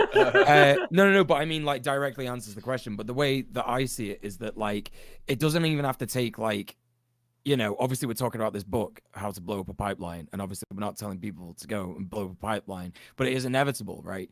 But it doesn't necessarily have to take that form, you know? So, you know, if we talk about the Wet'suwet'en people who are struggling in the land known as Canada now, right? And they are actively, it's sabotage, but then the word sabotage is loaded, right? It's loaded. It makes you think like, oh, this is nasty, it's gross, and it's like, well, actually, no. All they're doing is they are like getting a what do you call it? Just a digger, right? A caterpillar thing, bobcat digger thing. Yeah, right. And they're just driving it to their land and just being like, sorry, that's ours now. You can't use it, and then using it to just like build ditches in the road to stop the construction workers from actually getting to the construction site they need to complete the pipeline. And it's as simple as stuff like that, really, that we're gonna see so many more instances of this. I was also hearing on a stream recently, I think maybe you watched this, Nicole, but I can't remember, about the people of Hawaii who are like currently protesting about the Navy's. They have like an oil. You know about this, fuel. Tim? It's It's right. Anyone that wants to see more about this, maybe tune into Silver Spook's stream. That's right. Or follow Silver Spook on Twitter. But so the Navy has been leaking fuel out into the water. It's really fucked up, and it's been going on for ages. It's like literally poisoning people, even poisoning the Navy themselves, and they're getting defectors, people from the Navy being like, this is fucked up, like, you know, and joining the locals. But and it's the same thing that's happened. We think that like QAnon eating ivermectin or whatever because they're so wildly crazy because they believe in wild shit, but it's like the Navy are poisoning themselves because like American imperialism is just as much of a fucking brainworm as fucking QAnon. Yeah. Oh my god. But yeah, and I mean, like, you. yeah, there's like there's a lot of similar struggles going on down here at the moment. Like a little while back, we had the whole thing with Iamata. We've got at the moment we've got a couple. Like one notable one is Putaki, which is on Waiheke, a small island just off just like in the harbor of Auckland, where it's like and like in all these cases, even over in Canada and Hawaii and stuff, a lot of the time the state and all the developers and stuff, they're the ones breaking the laws. They're the ones killing illegally and stuff. But like the thing is, like like for capital, it doesn't matter. You know, like it yeah, and like I think at a lot of these times when you kind of see the apparatus of the state become really transparent, where it's like, okay, there's a developer that has signed a shady deal, but they have like the police or sometimes even the army enforcing it for them, and I think like a lot of these things can be like really radicalizing moments for a lot of people, but it's I think it is also one of those things where you I think a lot of people kind of tune them out a little bit, especially in like leftist spaces. A lot of people tune out a lot of indigenous kind of like land struggles because they kind of think like, oh, that's like always been happening, or like, oh, it's just it's stuff from the past, and they need to kind of get past it. But I think that everyone here, I think it would benefit for them to maybe just look into that stuff a little bit. Like I said, follow Silver Spook if you want to hear about the stuff in Hawaii. There's plenty of people out there.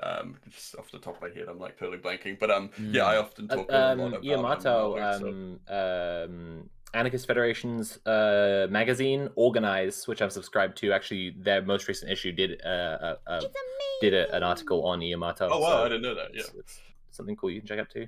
Yeah, cool. And I think these also kind of help in the way that we can look at like when these things are successful, what's happening and all this kind of stuff like that.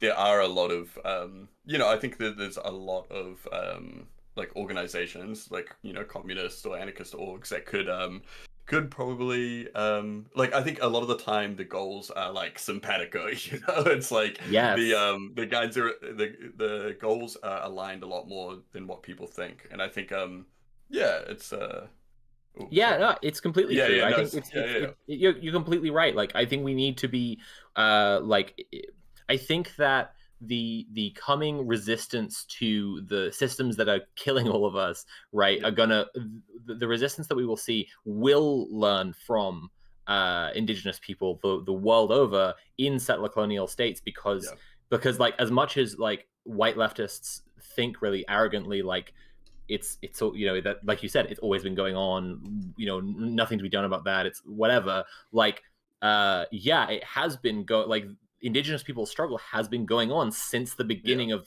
whichever settler colonial state you want to look at, and therefore the indigenous people have the most experience about resisting the state to learn from, and a long list of wins as well as like we all kind of assume, I guess that's the real arrogance, right, of white leftists is like assuming because the settler colonialist state, be it a New Zealand or America or whatever, like because it exists, the indigenous people must have by definition just lost and it's over. And it's actually like, well, no, like a whole bunch of whiteys like are there agreeing to pretend there's a thing there called America or agreeing to pretend there's a thing there called Canada or New Zealand, but like that's not game over, like and I think it's like I think Alexia Clara, who I think I read out a comment of theirs earlier as well, says a lot of lefties unfortunately dismissive of stuff like land back. Yeah, I think it's like when you actually talk to a lot of people about it and you explain like like land back as kind of like a slogan for like land reform and stuff, like a lot of people that are communists and anarchists are like, oh yeah, I absolutely agree with that. They're like, but that's the thing we're saying, and it's like, but that's the thing that we've been saying for a long time, and it's kind of it is frustrating, but I think we're getting there with a lot of people, and I think a lot of people that didn't understand it, that kind of made fools of themselves on Twitter recently, and like no one in particular or whatever, actually like maybe even though initially it seemed like it was like kind of harming the cause, I think in a roundabout way, they kind of embarrassed themselves so thoroughly that a lot of people were exposed to the correct information eventually. That's it. Yeah, I mean, Actually- like sorry, Nicole. I was Please going to say that leads me to a very natural declaration. One of the reasons we're doing this show, chat, is to set the new standard for Twitch politics, so just political, leftist political stuff. We're not naming names, but many people have, like you said, embarrassed themselves and have been extraordinarily like problematic and bigoted and just, you know, I would say cringe. They've been cringe. Yeah, they were cringe. But unfortunately, this is like a style of so-called leftism on the internet that is so thoroughly popularized for whatever reason. This monster that's been created. So one of the reasons what we wanted to create this show is not only the things that we're talking about, but also to set the new standard for Twitch politics and just, you know, not just Twitch, but you know what I mean. Twitch politics, internet politics on the left. Yeah. And so when this show continues, we're going to have it every single Sunday. We're going to, if you like the format and you want to copy it on your own side, on your own show, we encourage you to do so. We want you to do this. Yeah. 100%. We will, if you want us to like help in any way, you know, reach out to us. We'll see what we can do, but like we encourage you to create a trend out of this because having it all in one stream is a lot. It's you know, we want to spread the wealth. The wealth. Frankly, like if if there's stuff that like if you agree with us that revolution is inevitable, that this is what people are going to be doing, and you want to get on a show and talk about it, like fucking go ahead. If you think that we aren't covering something very well, that's great news. We want everything to be covered as well as possible. Yeah. And so if you think we're doing a bad job, fucking do a better job. Like we would love that.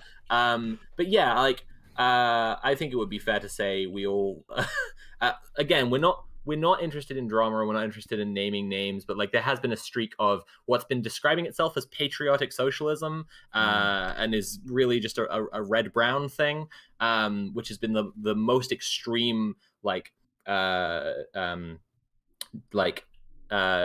critics isn't even the right word, just decriers of land back and indigenous self-determination, because a whole bunch of people have been acting like you can be a communist and love America, and you can't. Sorry, sweetie, bad news.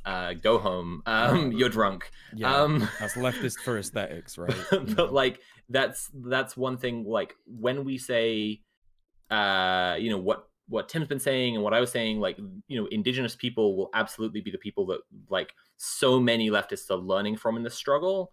It's just, that's factually true. And when people position themselves opposing to that, they're not only just morally wrong or wrong in like a political discourse sense or whatever, they are cutting themselves off from, like, once again, the people who have literally the most historic experience of resisting the existing capitalists framework, right? They are cutting themselves off from this, and like, you know, white folks who think that they can just dictate the entirety of something, for that matter cis folks, for that matter het folks, for that matter able-bodied folks who think they can dictate the entirety of something without hearing other perspectives, they're dinosaurs, and they're going to be left behind by the inevitable complete like need, not just like the practicality or the benefits, but the need to include everyone's voices and everyone's perspectives in. You know?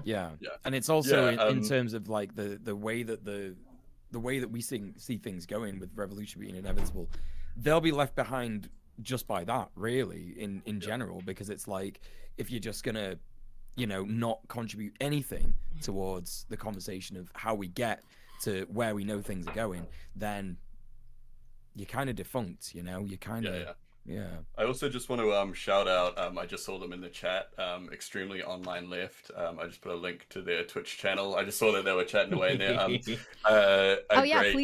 Australian, a great Australian leftist Twitch channel that they mentioned in there that they get on, you know, like Commie Party members and like union organizers and stuff like that. And they're I think they're in Australia, I think maybe Melbourne off the top of my head. I can't remember. I've tuned in a couple times. They're really good. So yeah, I love that, like on a local level, like organizing something like that is something that, you know, like a lot of people can do, you know, like if you're already doing stuff on Twitch or whatever. Mhm. You could get together with some local friends that you're all in the same bars, and you could do something like that. Like Mhm. that's awesome. Sorry, I just wanted to shout them out No, I 'cause appreciate it. it's all No, there. that's dope. And that's an Pwn. important thing, as well as people who like, you all in chat recognize from being like online lefty faces, Rob Rousseau again, shout out, like, other people who will be on because they're our pals and they're well known. We will definitely be putting a big focus into having people on who are doing incredibly based shit and like, frankly, exciting opportunity chat. Like, if you do some incredibly based shit, we probably want to hear about it. So like, if you want to be on the show, like, go do something incredibly based. Yeah, totally. What's that Wikipedia list of revolutions? Like, this is incomplete. You can help by expanding it. Yeah. Sorry, Nicole, I think I cut you off. No. I was just gonna thank people for the subs. I just also want to mention that Rob Rousseau has gotten like 5 shout outs in this one stream. And now it's 6. Shout out my boy, Now Rob this is the number Rousseau. 6. Makes me, I'm Accumulating disgusted. I'm vomiting right now. Capital God. of, Okay, if you're thanking the chatters, I'm gonna run to the loo. Okay. B-Rat, thank you for gifting a sub to Extremely Online Left. Thank you, B-Rat. Pone, thanks for giving a sub to Fat Ginger Beard. Thank you, Pone. Hard Revenge, thank you so much for, I think it's Hard Revenge, right? Your name's in Korean. Hard Revenge, thank you for gifting a sub to That Conrad Zimmerman. Thank you. That Conrad Zimmerman, it's good to see you. Speaking of indigenous, Lizard, thank you for, Lizard's my indigenous mod. Lizard, thank you for the $5. Eli, you're a child, slept through his lunch, so you get his lunch money. Well, thank you, Lizard. We have if no one knows a meme, it sounds horrible. We have a meme in my stream in which, I demand your donations. I demand them. And so sometimes Lizard likes to, give her child's lunch money to me. Thank you, Lizard. Thank you thank you for that. Such a good friend. For Eli today, yeah. No food for Eli. You snooze, you lose. Okay. B-Rat, thanks for giving us up to Casey Explosion. Casey's wonderful. Thank you, B-Rat. Yeah. And we're all caught up now. You're very welcome. Sweet. Yeah, and it's so like talking about the Hawaii stuff, it's like that kind of protest is completely different to what the wetsuiting people are doing, right? Because the wetsuit yeah. I mean, and it's the thing, right? It's like like adapting to the conditions of the place. Like, and it can be hard to tell people exactly what to go out and do. Where it's like, that's the thing with, like there's no 10-step, extremely clear 10 steps for everywhere in the world to, shrug off the fucking chains or whatever like that.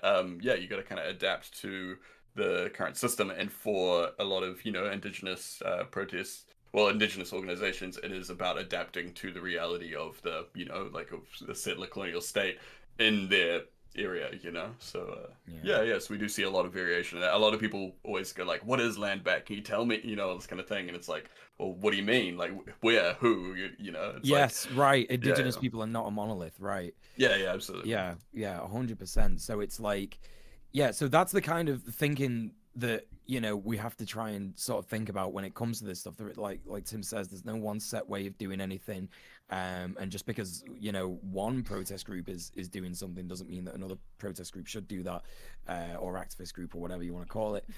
And I had something really good to go into after that, but I've completely forgotten what it is. It's gone, totally gone. I'm sure I wrote it down. Quick question, is it a biscuit or is it a cookie? It's a biscuit. It's both down here. Is it really? I think I feel like we're influenced by both, like the UK and America. Oh, God. Chat, sound off, biscuit or cookie.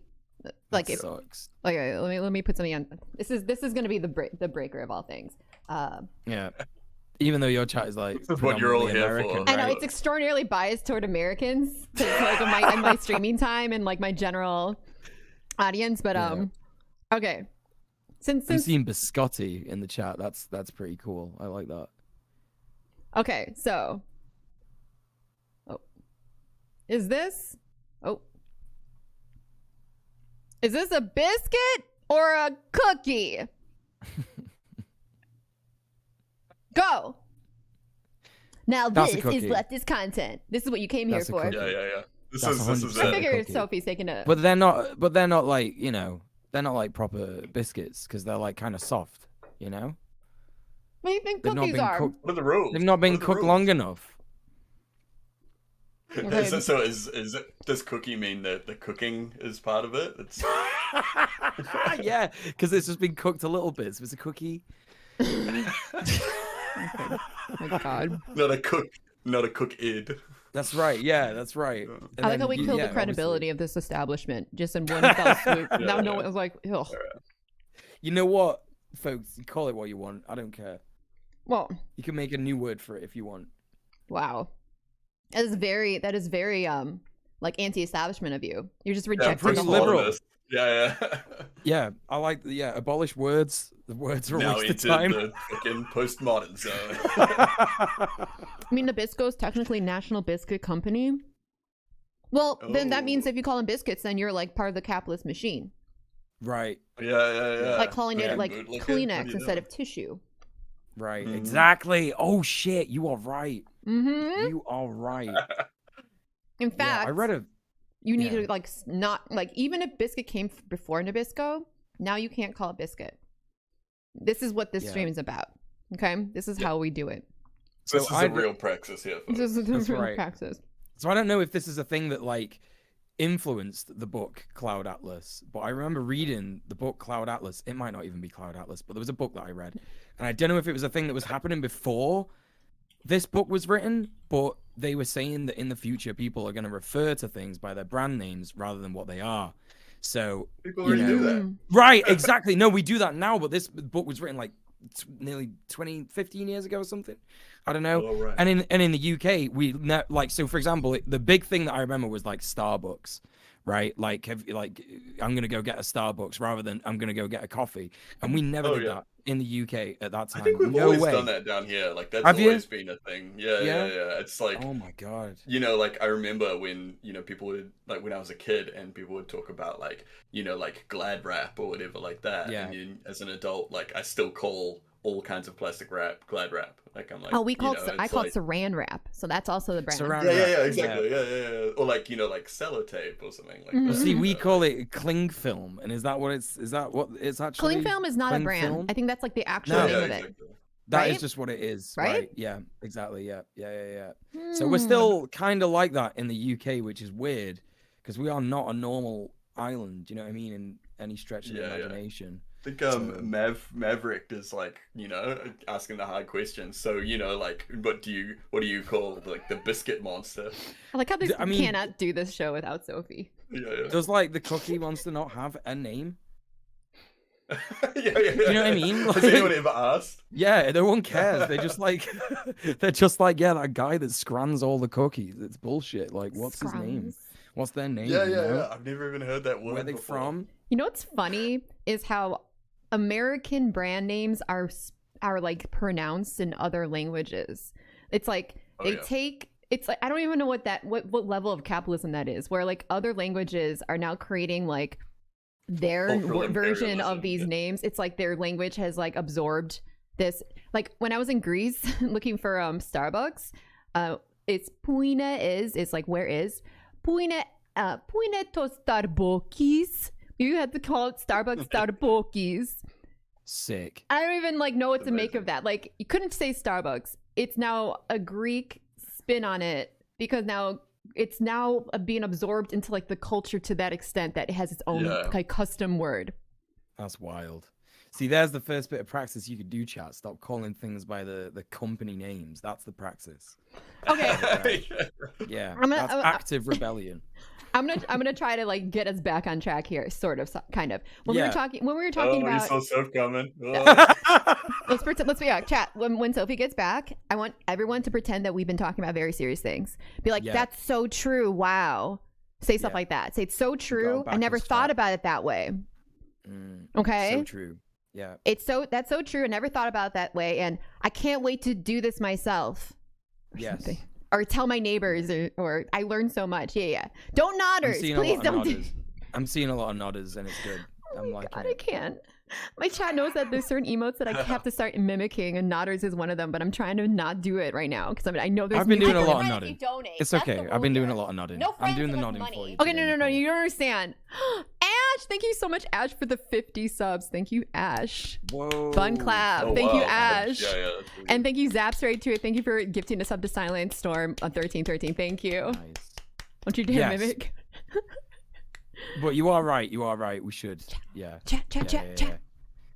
So, Yeah, as so, I was saying, yeah. no, go on. Yeah, no, I was gonna bring it back. I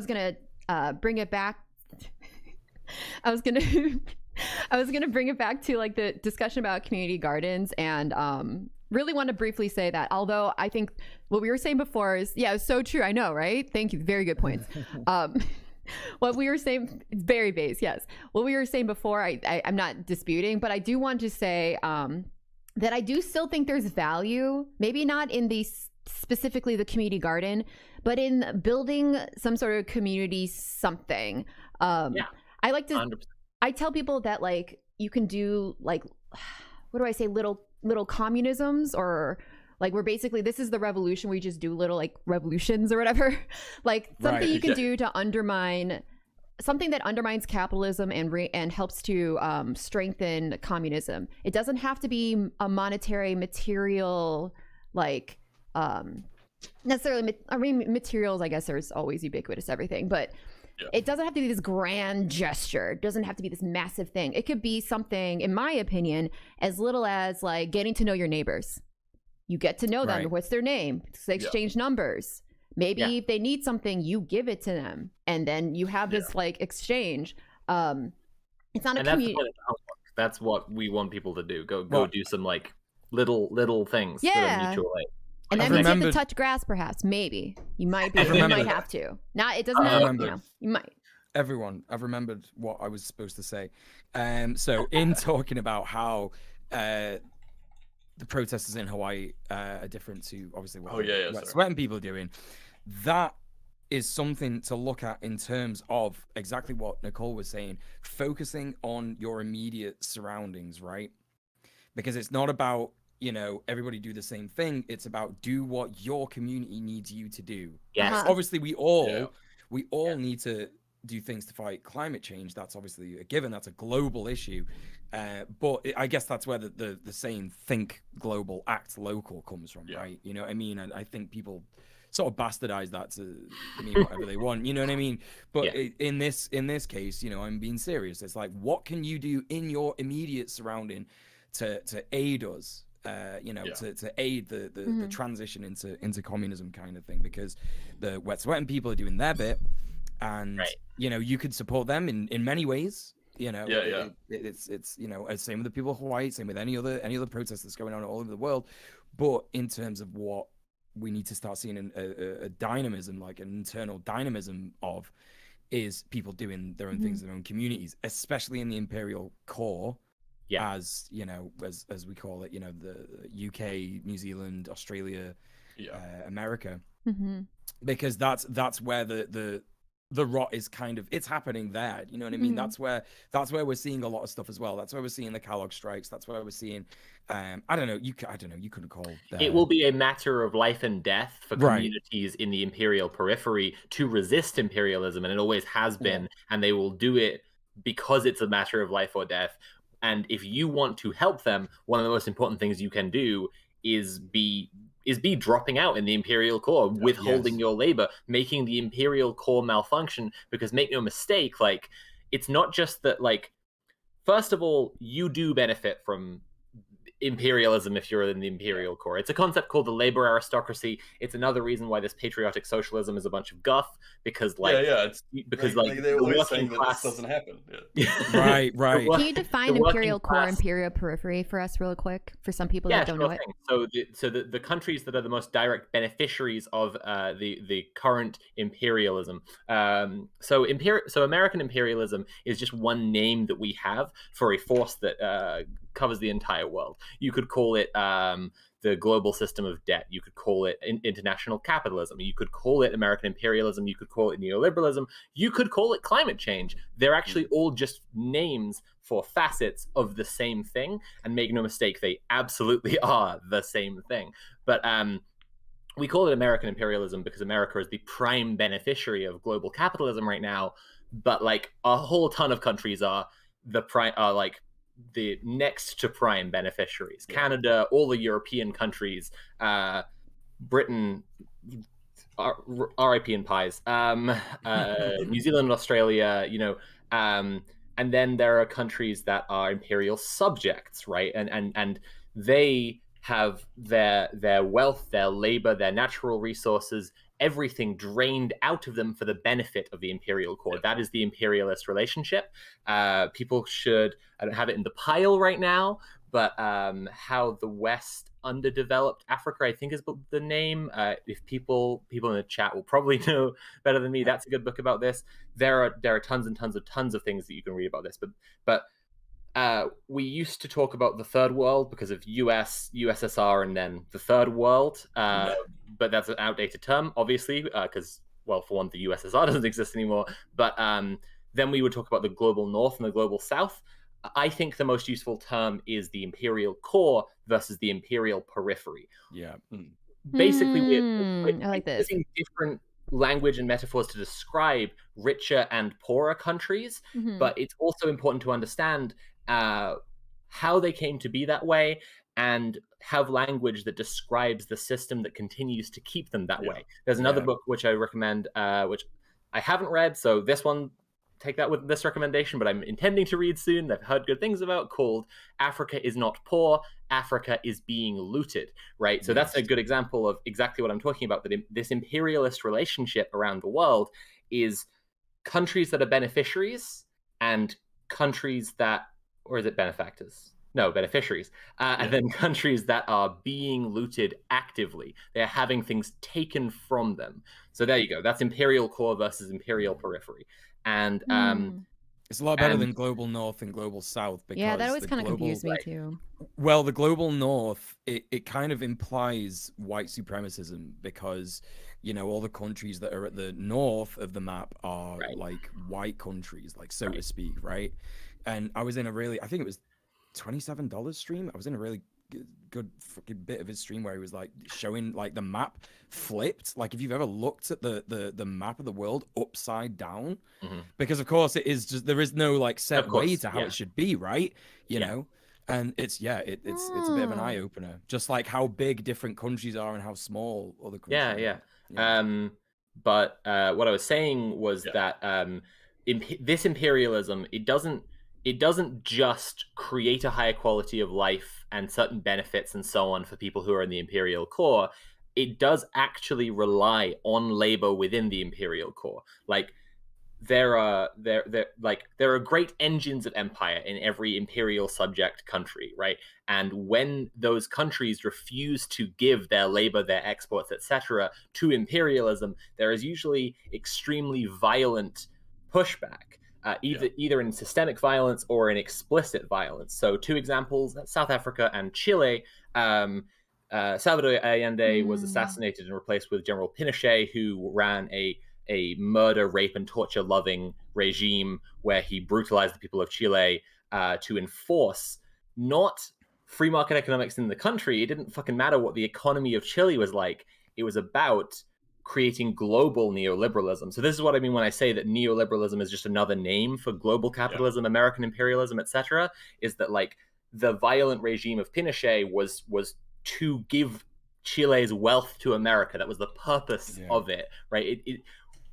People misconstrue this as being like they put in people who would create like a free market economy in that country. It doesn't fucking matter what the economy is in that country. It's defending free market ideology is the thing.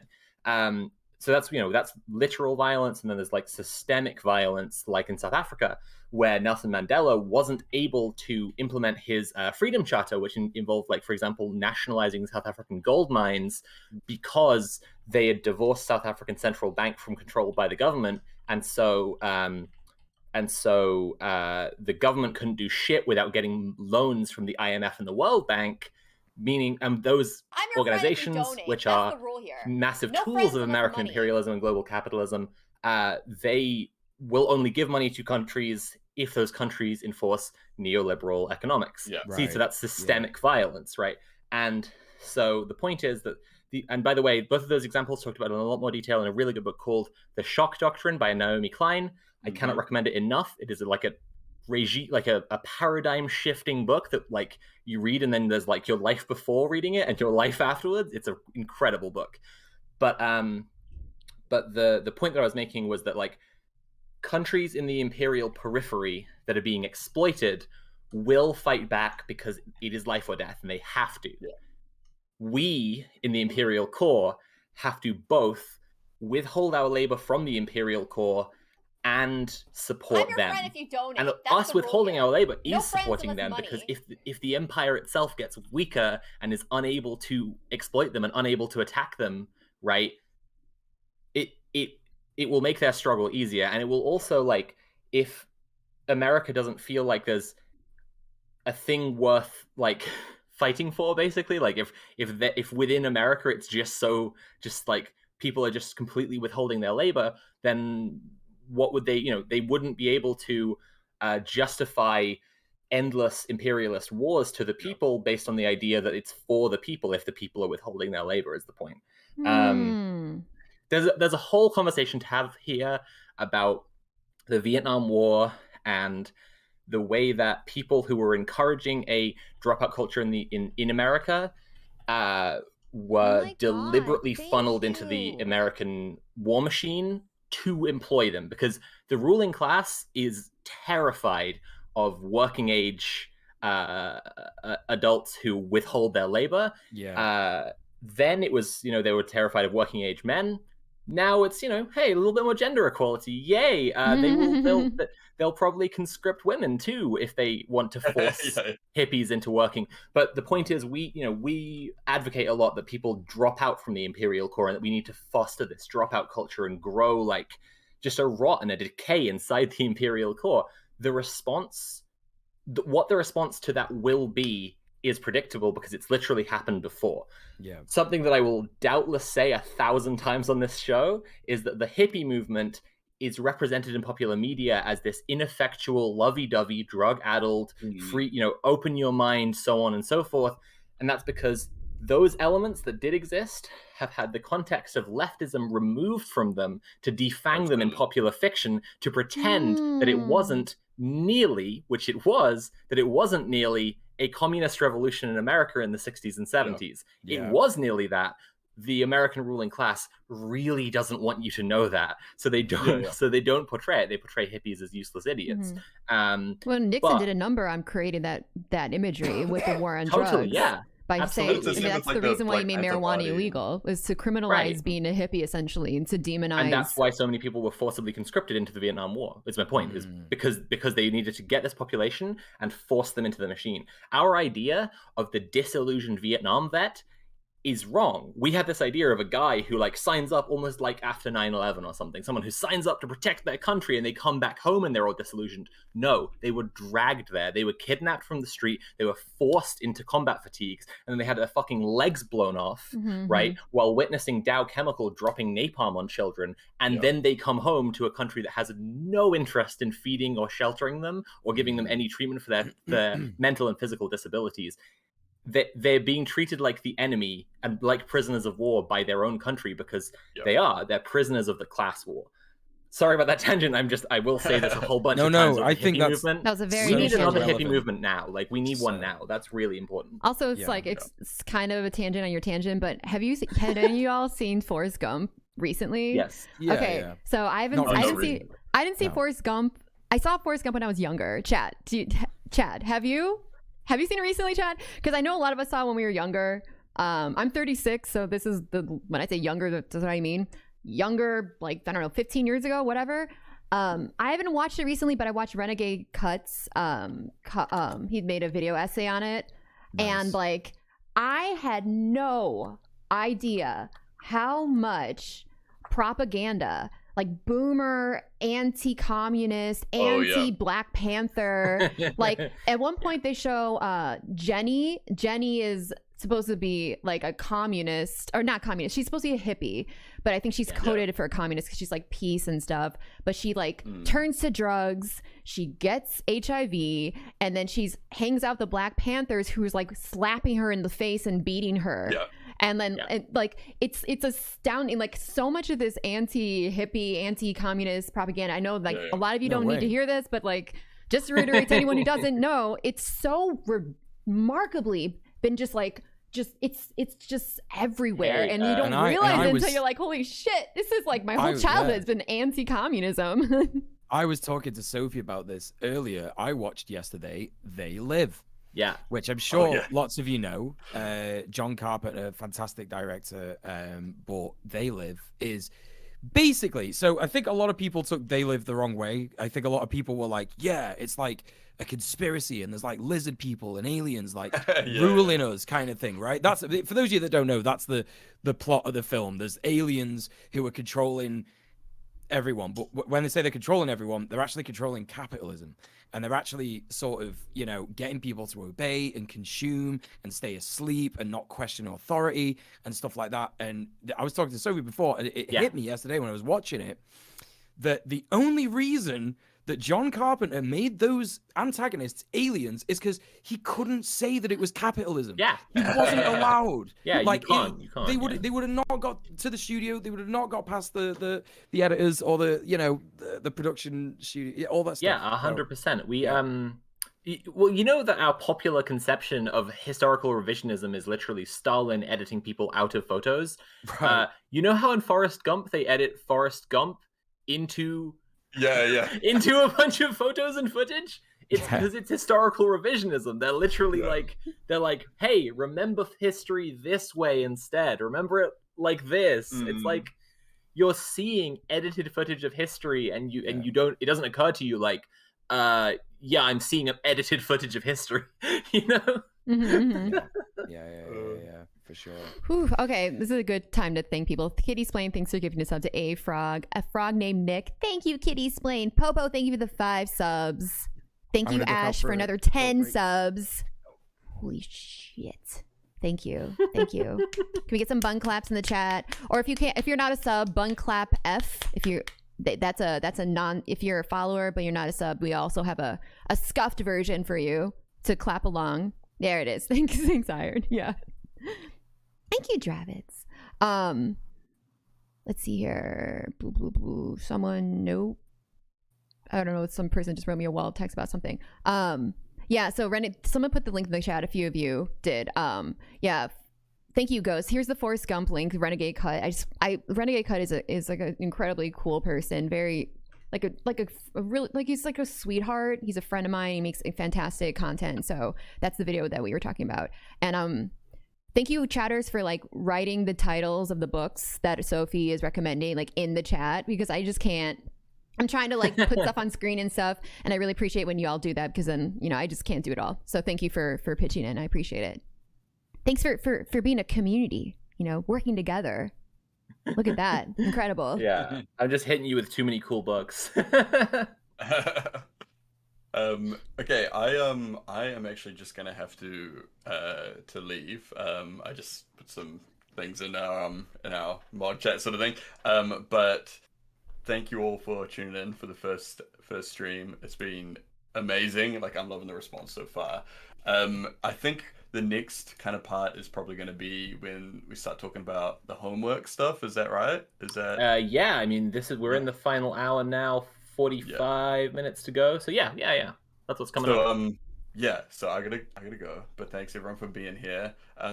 Thanks for hanging out and everything like that. I'm gonna mute my thing and turn my video off. But maybe if you can leave the window. Yeah. If not, it's okay.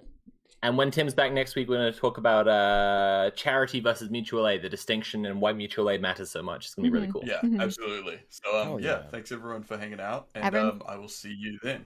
Everyone say bye to Tim. Bye. Everyone's chat say thank you. Making sure chat behaves themselves. Hey, cool. All right, I'll see you later. See you later, Tim.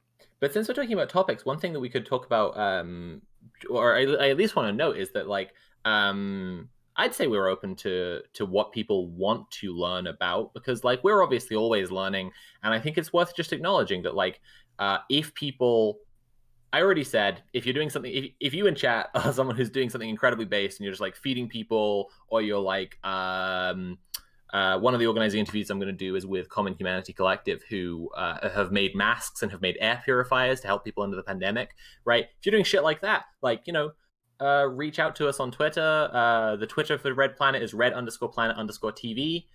Or all of our Twitters individually. If you, I don't know, have a favorite host you want to contact. But we're also open, I think, to to what people want to learn about, and if people are particularly keen on stuff. I saw already a suggestion for a guest for a discussion of Kerala in India. And Kerala in India isn't something that we had on the books yet, but it's absolutely a topic that we should discuss. So I just want to say that we're open to those suggestions. I think that's important. Yeah, there's also great things happening all the time, and this is another aspect of the show as well. So if you hear about something dope, then yeah, we want to hear about that too, I guess. You know what I mean? We're not gonna always focus on it all the time, but right. I was just Googling them because I was thinking of other sort of revolutionary stuff around the world, and there's the Sudanese protests, and there's been a development in that today. The prime minister has resigned. Oh shit. Yeah, it's pro-democracy protests are getting sort of more and more intense and stuff like that. So there's you can find it. It's out there. It happens. It's just that if you're always tuned into the BBC, the They Live signal tower, that's why right. it's important to seize the means of communication, which is what we're trying to do here, right? Yeah, absolutely. We're trying to create our own communication here where we're talking to you about the stuff that really matters and the stuff you care about. So if there's stuff you care about, we're not talking about it, let us know. But if it's Hassan's house, I'm sorry for saying the cursed words. I know I'm just gonna shut down the channel immediately. Didn't think I'd be laughing that much on this stream, honestly. Yeah. Should we give them homework for next time, or should we? Well, I want to ask if we have any more comments about what we're gonna be doing before we get to that, which I think will be the end of the show kind of thing. So, chat, do you have any questions about the show? What the show is going to be about? Stuff like that before we move on to something else. Mm-hmm. What we are you going to talk about this? Are you going to do that? Yeah. 100%. Either of you, any thoughts about the plan we've laid out? I said this before. One way you can conceptualize it is if everyone could get into a general strike, that would be dandy. That would be things would be fixed, right? We would have a voice in the conversation of global politics. The people would have that voice. But not everyone is going to get into a general strike. So what do you kind of imagine will be happening in the coming years as people kind of resist? Fat Gingerbeard says any direct action training in the future, and I think that can be there's lots of types of direct action. So I mean, there definitely will be. Yeah. Right. We're going to be speaking to organizers. We're going to be speaking to activists, and they're going to be, teaching us all about, stuff like that. But of course, it's a broad subject. So. Yeah. I mean, I think one thing we'll definitely do, and I'm trying to organize at the moment, is for us to be able to talk about arrest resistance and arrest support training. There are people who organize to be able to to train people to be able to not get to be able to not get arrested by cops. We're not talking about people who are just doing insert bad thing that you think is bad, right, and deserves the police punishment, if that's a thing you believe in. But we're not talking about that, but people who are at a protest, who are trying to protest stuff, and the cops start giving them shit. There is training that you can be given about what things you should bring to a protest, how you should behave, what you can do, and if you do get arrested, or if a friend of yours get arrested, what you can do from the inside and what they can do to support you, or rather you could do to support your friend if they are arrested. For example, I know that a lot of cops will just boot people back out, and the sensible advice, if you are trying to not get caught up in endless nonsense and get charged with something completely garbage just to run up your legal fees and disable your ability to protest, which is a thing cops do, right? Part of the advice that they give to people is to not bring your phone and not bring ID, because one thing that cops will do is they will withhold your ID from you or withhold your phone from you, meaning that you can't just be let me go. But then when you do that, cops will often just they will have taken you to the police station, they'll dump you out on the street, and you won't have eaten, you'll be tired as fuck, you'll be cold, you won't have your money or anything to get home with, and they've done that on purpose, right? And that's where arrest support networks come in. So that's, for an example of an episode that I'm trying to organize to get someone on to talk about that stuff. But like, we won't necessarily be giving that training in the episode. We might go over some of those details, like the ones I just outlined. Yeah. But like, the point is highlighting people so that you all, if you're really interested in that kind of stuff, can go to that person who we'd have on, or other people like them in your area or whatever, and receive that training off the show. This is like a space where we can highlight stuff. Yeah, 100%. And Gray says it would be nice to hear a bit of history on the labor movement in the 20th century and how workers then got results with a lot of pain and suffering, but what we gain from it and how we can make those changes in the future as a labor movement. I don't know how far back we'll be going. I know that we'll definitely, like we were talking about we talked about India's recent general strike a number of times. That's history. But I don't know. What did y'all think about, like... I think there are. I think learning about what we did that worked is important. So sorry, go ahead. I think it's always important to learn history of like places where people have tried stuff and it's worked, and to take lessons from that. But it's also important to put things in their historical context. For example, if you just look at people winning strikes in the 1920s or something, like there are some examples from specifically around the 1920s when organized crime was incredibly involved on both sides of labor disputes. Sometimes organized crime families would involve themselves on the side of a union. Sometimes they would involve themselves on the side of the state and union busters, right? So it's like, so that would be a historical context example of like, that's not the case now, right? And so to look at a struggle where there's this extra force behind it that we're not, and ignore that basically, and pretend like we can apply the lessons from it directly to our own time, would be an example where it would be difficult. But I totally think we should be learning history, and we should be talking about history and historical examples of victories. I also think it's a really good idea to just reinforce that the direct action, does get the goods. It has in history, and it will, in the coming sort of few years, well, the coming decades, really. Because again, that's all part of hopium, right? It's all part of like, this stuff happens. Like, we wouldn't have the 5-day week if it wasn't, we wouldn't have the weekend if it wasn't for labor movements. We wouldn't have Christmas holidays. We wouldn't have, all this kind of stuff. So, of course, it's really important to look back at that stuff and go, yeah, sweet. I mean, personally, it's like, I think the idea is to sort of encourage people, not just encourage people, but such as predict what's going to happen, like in the future as well, and also, just little bits about what you could do now, because our sort of like conversation is how we can get to where we want to be, because the idea is we don't want to let capitalism hurt as much as it possibly can.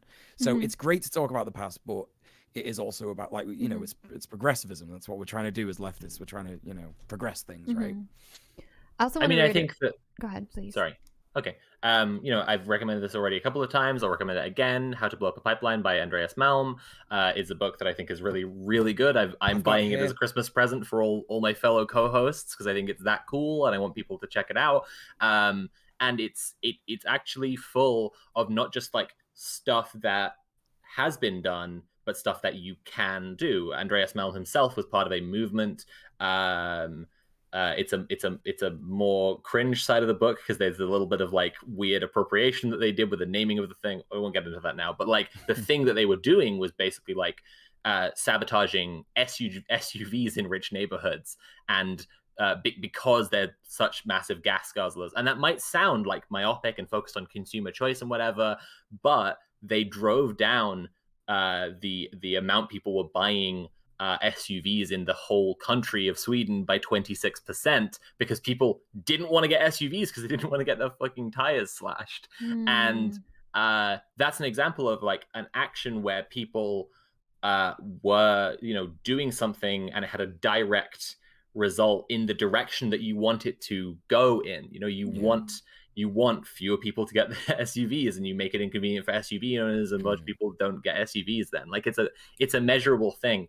And yeah, that's a great, that's a great resource that I recommend to people. Absolutely. And it only harms capital, right? It only harms capital at the end of the day. There's a lot of really great questions in the chat. I'm gonna read Lizard's question because I don't recall if this is one of the topics that we said we were going to talk about.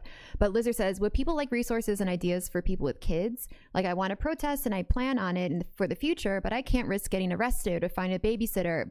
But I really want to get involved in any way I can. Plus, my kids are too young to get vaccinated, so we are pretty much still very quarantined. I don't know.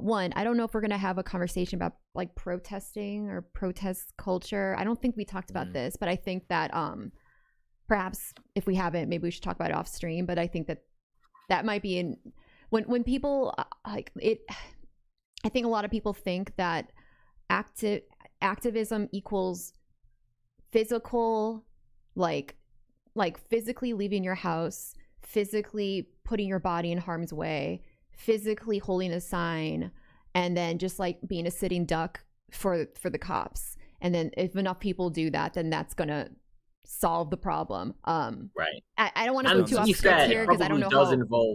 To be fair, it probably does involve leaving your house. I will say that one. Most direct action probably does involve leaving your house. Yeah, sure.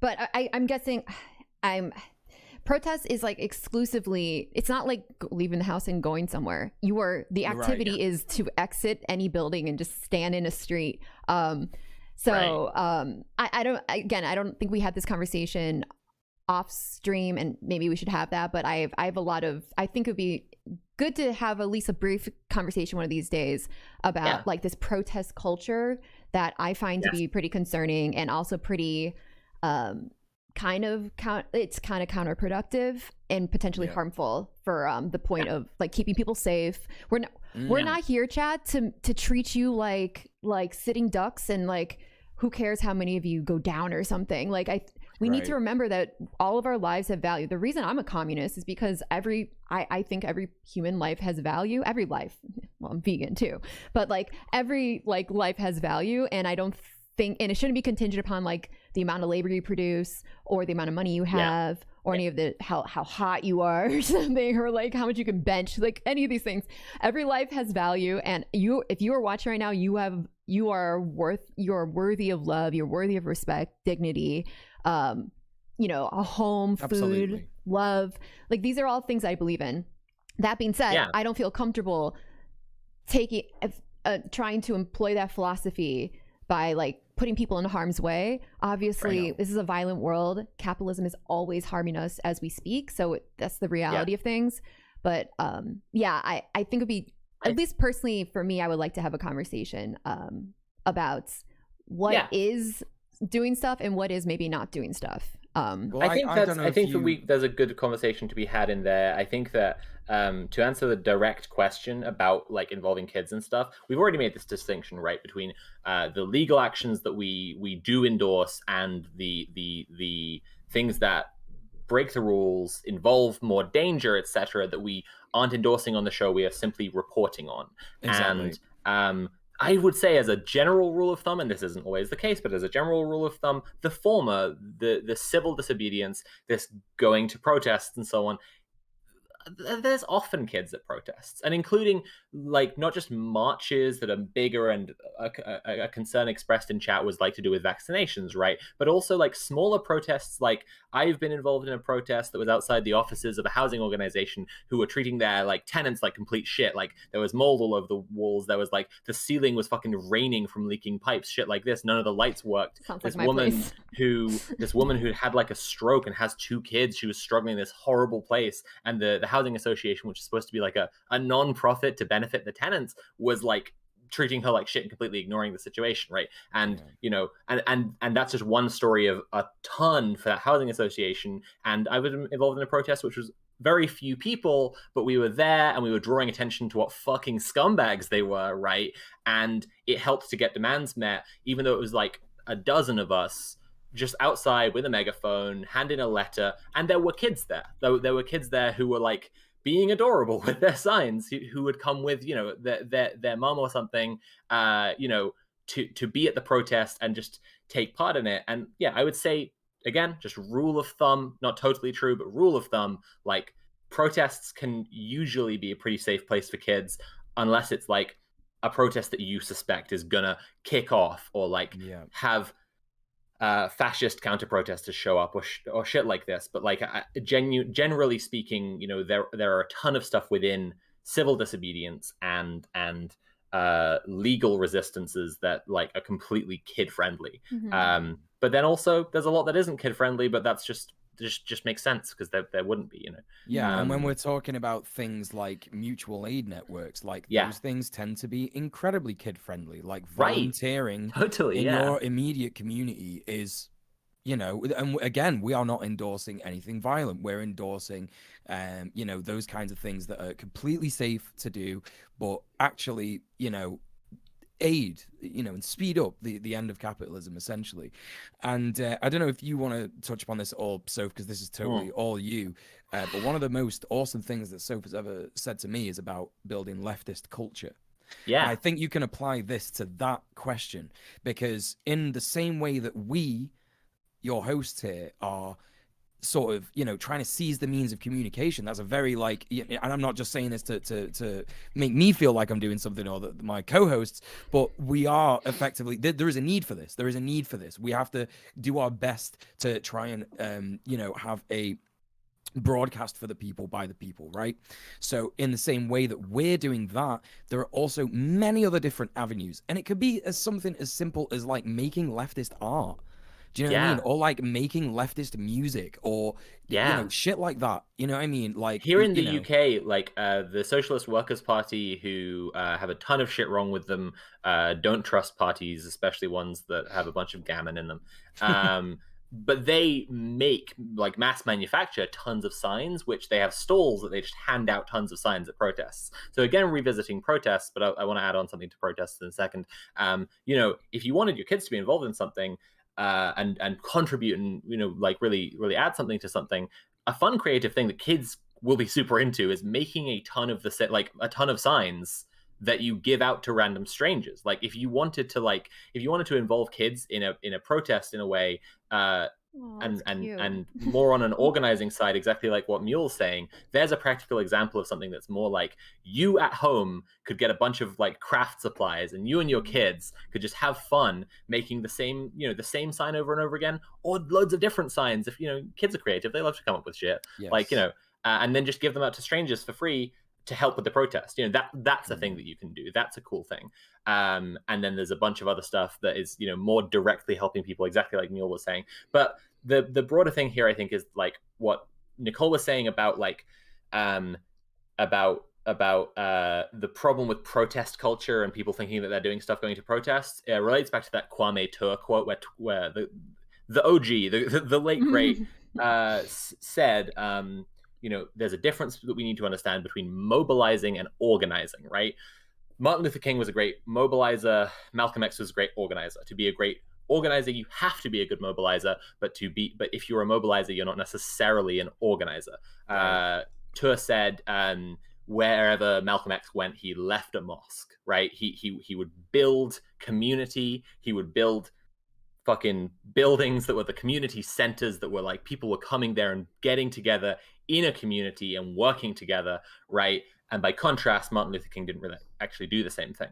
And that's I think it plays into what Nicole was saying. Like, you know, people thinking that they're doing loads by going and attending big marches and stuff. It isn't actually the most of what helps people. Right. And in the coming weeks, we will talk about various examples of legal, safe, civil disobedience that would be kid friendly. I'm sure. I'm absolutely positive they will show up. But violence has come up a bunch in this discussion, and someone said in chat something that I thought would be a good place to go next for the discussion, which was, is it against Twitch terms of service to talk about revolutionary working class militias? Yes. Next question. No, I'm kidding. In all seriousness, you know, once again, we are not endorsing anything illegal at all, and certainly not endorsing violence. And it is important to understand that as you build systems of mutual aid that support people, both the capitalist state and awful brainworms fascists will bring violence to you. And so there is absolutely a conversation about self-defense and community defense and protecting yourselves. But the thing is, it's not necessarily a conversation about violence. Not right away, anyway. If you are to have those conversations are conversations that you want to have with the people you are practically organizing with in a serious and practical sense, not one that you want to have with some Twitch streamers, if you get me. But even then, there's plenty of like stuff in, you know, if you did want to learn about that stuff, those resources exist, just out there. But one thing to understand is that tactically speaking, not being the victim of violence, right? There is a thing called, Nicole, maybe you could get this up. It's called, I think, the survivability onion. I think that's the name of it.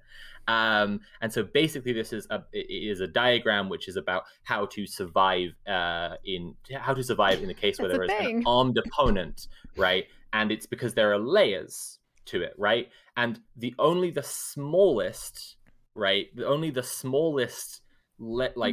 of the onion is going to be like, don't die if you're shot. The next one up from that is going to be, don't get shot, right? But like actually the outermost one is like, I can't remember if it's like, don't be seen, right? Or maybe even like, don't be there. Yeah, there are a few different versions, but like the thing is that the biggest and most important layer of that is actually going to always, in the same case for there's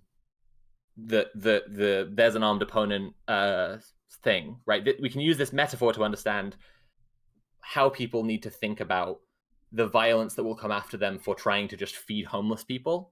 Mm-hmm. The most important step, the most important first one is actually going to be, don't be seen, rather than you know, learn how to fight a cop or something. Like, you know, there are lots of really important conversations to have there. The first and most fundamental thing is that they are actually conversations about self-defense, not about fighting to do a violent like push towards the thing that doesn't actually serve our goals. The thing is, fascists' main aggrievement is that they do not control the state monopoly on violence. That's why they cry and shit and piss and cum whenever police don't agree with them. It's an observable thing, okay? Like, MAGA fascists will freak the fuck out if police aren't on their side with something that they're doing. And in the UK as well. Totally, yeah. Whereas we expect it. Yeah. That's our expectation. But like, that the state monopoly on violence agreeing with fascists, that's their main aggrievement. And so fascists' ultimate goal is to control the monopoly on violence. That's why so many fascists deliberately involve themselves in the army and the police and so on, right? Communists' end goal isn't to control the monopoly on violence. So it's just not a conversation that we should be having framed in those terms. If that makes sense to people, like, it's actually just not our goal. In the same way that if I were talking about TERFs on Twitter, right? TERFs want trans people to not exist. On Twitter, they want trans people to not post, right? And so that's why TERFs organize in mass reporting campaigns to try and get trans people's accounts banned and shut down. We don't do the same to them, not because we're not organized. Okay, we're not. But because our goal isn't for TERFs to not exist, except the same people should exist. They just shouldn't be bigots. We want to just live our lives and be left alone. We're not actually, our end goal isn't an aggressive one in that way. So I hope that analogy makes sense, and I hope that all made sense to people. And I don't know if we moved on from this. Sorry, go on, Nicole. I was going to say, what you're saying reminds me so much of Angela Davis, this video, Angela Davis on Violence and Revolution. It's super short. You can even watch it on stream right now if you want, but I'd rather continue the conversation. This video is awesome. Angela Davis kind of just talks about what you're talking about, which is like this idea that Black people are being like attacked, and so they decide one day to take up arms and just like try to just patrol their neighborhood to like keep themselves and their family and friends safe, because people are just being murdered and blown up, and there's like it's just horrible. And how someone would be like, why do you choose violence? This insistence on reframing the conversation to be like, if you are trying to fight, if you're trying to just defend yourself from violence, which will necessarily lead to you trying to, I don't know, barricade yourself. And if they get through a barricade, then what? If you resist dying, that is somehow violence. This reframing is really harmful, I think, and it completely doesn't make any sense. There's a philosophical root to that which Fanon explores, right, where black skin in just existing in white society does violence to white people who don't consider black people to be an acceptable type of human being to be. So when a black person exists and just is a human being, white people feel like there's a violence being done to them, and that's when the their systemic violence is like they see it as this like back and forth, exactly the same thing. And it's interesting as well that, like, because you said there was a few people talking about violence, right, in the chat. Right. And it's interesting that is like, on this first stream where we've sat down and we've explained to you many like non-violent ways that you can benefit society, that it is instilled in us. And I'm not going to go at your chat because this is just capitalist brainwashing.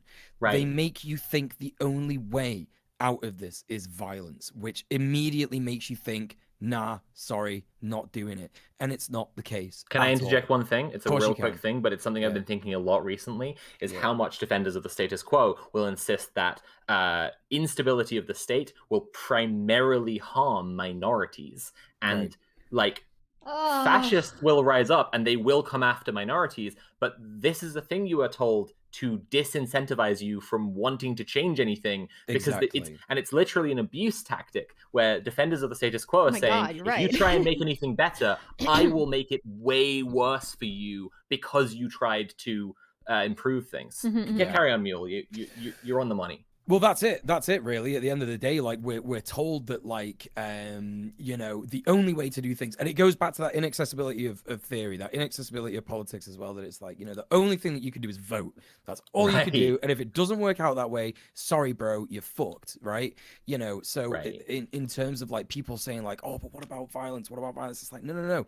They want you to think that you have to be violent. They want to drag you down to their level, because that's all capitalism and fascism understands is violence. Capitalism has the monopoly not just on violence, physical violence, but financial violence, and it's their language, and you're speaking in their language when you when we talk about violence. So well, when we talk about violence, I guess that's the thing, is making a distinction between violence and self-defense. Nat put a quote here from, I'm sorry to be absolutely like sucking Andreas Malm's toes the whole stream, but it's a good fucking book. It rocks. Everyone should get it, right? But Nat put a quote in here that's really good from the book, okay?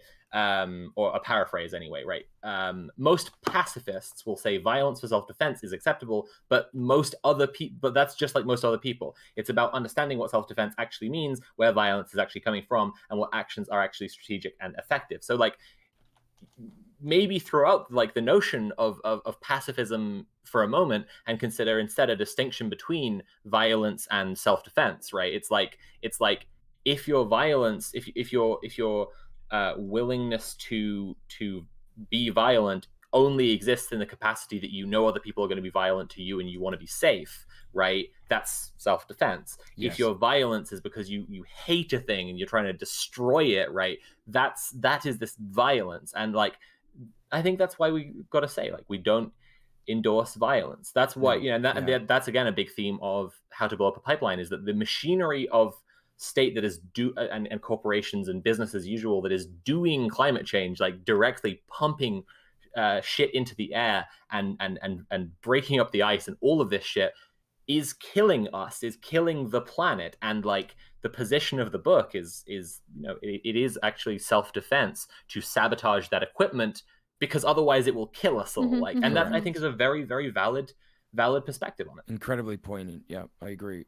But yeah. Especially when it's something like destroying equipment as being framed as violence. Oh yeah, is an interesting one as well. Like, it's violence when you break a piece of metal that has no feeling because it affects the bottom line of a corporation. Near the end of the book, he talks about an action that they did where they got into an oil plant, and the only thing that they damaged was the fences on the way in. But because they hadn't made like any kind of group consensus about what kind of action they really wanted to take. They didn't like sabotage the plant or anything. Because like they just hadn't decided beforehand. So they weren't all going in prepared to be arrested for sabotaging an oil plant, which would be a pretty serious thing to commit to. But because of that, all they damaged was the fence. Nonetheless, like the CEO of the oil company, loads of the national press, and loads of conservatives were like, this disgusting violence that these climate activists are taking part in. Look at this horrific damage, this destructive violence that these climate activists are taking part in. And it's like, it'll be framed that way. It just will be framed that way. But actually, there's this self-defense thing we need to understand. Someone's asking what book you're talking about. Could you please tell us what book? One more time. It's How to Blow Up a Pipeline by Andreas Malm. It's very good. I'm buying it for all my lovely co-hosts for Christmas because it's so good. I want them to read it. I encourage everybody else to read it too. I will, speaking of what's going to be going on in the weeks to come, I will definitely be doing loads of book recommendations throughout. That's definitely part of what I'm here for. Yeah. For those who can read. Yeah, books is hard for me. I will say, definitely ADHD, and I do find it quite hard. But this book, particularly, Sophie, you were right about this. Very big text, not too many big words, apart from gigaton that I didn't know was 1 billion tons. But yeah, pretty easy to digest. I'll say this one: the guy likes to use big words in a specific way where it feels very show-offy, but it's also in a way where if you just don't know it, you can take a break, just Google that one word, and the rest of the sentence won't be ruined. Here's a freebie for everyone: prima facie means on first appearance. It means first face, and this dude loves that Latin phrase, which is a bit wanky of him. He's a bit wanky in a few ways. Doesn't matter. It's still a really good book. Get the book. It rocks. Yeah. Right. So did we even speak about homework? We just been because we didn't want to get to it yet. We want to answer people's questions. There's a lot of other questions, but fine. I think that I'm going to sum up a lot of the questions I saw with try to sum it up in one kind of I saw people asking like, what can I do? What can we do every day? I saw people asking about like, how do I help my friend who's in this situation or that situation? So I think that what people are looking for, if I could try to like address all those at once, because I would love to address each and every one, but we just don't have time. And also I want to be a little more. Yeah, we'll be here every Sunday. So chat, write it down. I want to see everyone taking notes right now. Peppo G, write it down. Every Sunday, 2 p.m. Pacific to 5 p.m. Pacific on this channel. Yeah, write it down, chat. Every Sunday. And this is the one time we're not going to have guests. Every Sunday from here on out, we should, unless we have, reason not to, whatever. Yeah. We should have a guest or guests. And we're going to be discussing these issues with them. And like, hopefully we're going to have people on that are knowledgeable or I guess they're all knowledgeable, but like sometimes people that will also have like actual like IRL experience doing the things. So we could, you can ask these questions like directly to them. But yeah, that's the plan. So let's say that if you're interested in like, what can I do? What can I get involved in? I'll reiterate something that Sophie was saying earlier. We're not gonna deal this today because this is just our very first show, and I hope you all enjoyed yourself today. But don't get overwhelmed thinking about all the things, all of the world, all of the problems, everything, because it's hard not to. And honestly, I kind of feel like the timeline is a little bit of an op in that way, and that it's like always showing you all of the horrors, and after a while you're just like, okay, well it's just awful. That's it. There's nothing that can be done.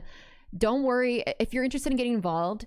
The one thing that I'll tell you that I'm sure Mule and Sophie will agree with me is find a thing.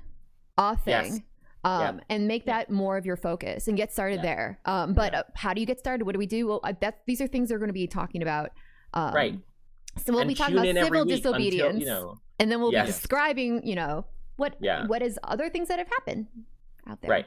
and tune in every week. And if you okay, next week we're going to talk about charity versus mutual aid with some more practical examples. But then we'll go on, and I don't remember the exact order right now, but we will talk about housing. I'm sure we will talk about prisons. I'm sure we will we will talk about climate resistance. Okay, these are topics we will cover. And let's say, for sake of argument, let's assume, for sake of argument, you tune in, housing, and we're like, these are the things you can do to help people in your community. But you're like, you're like, I'm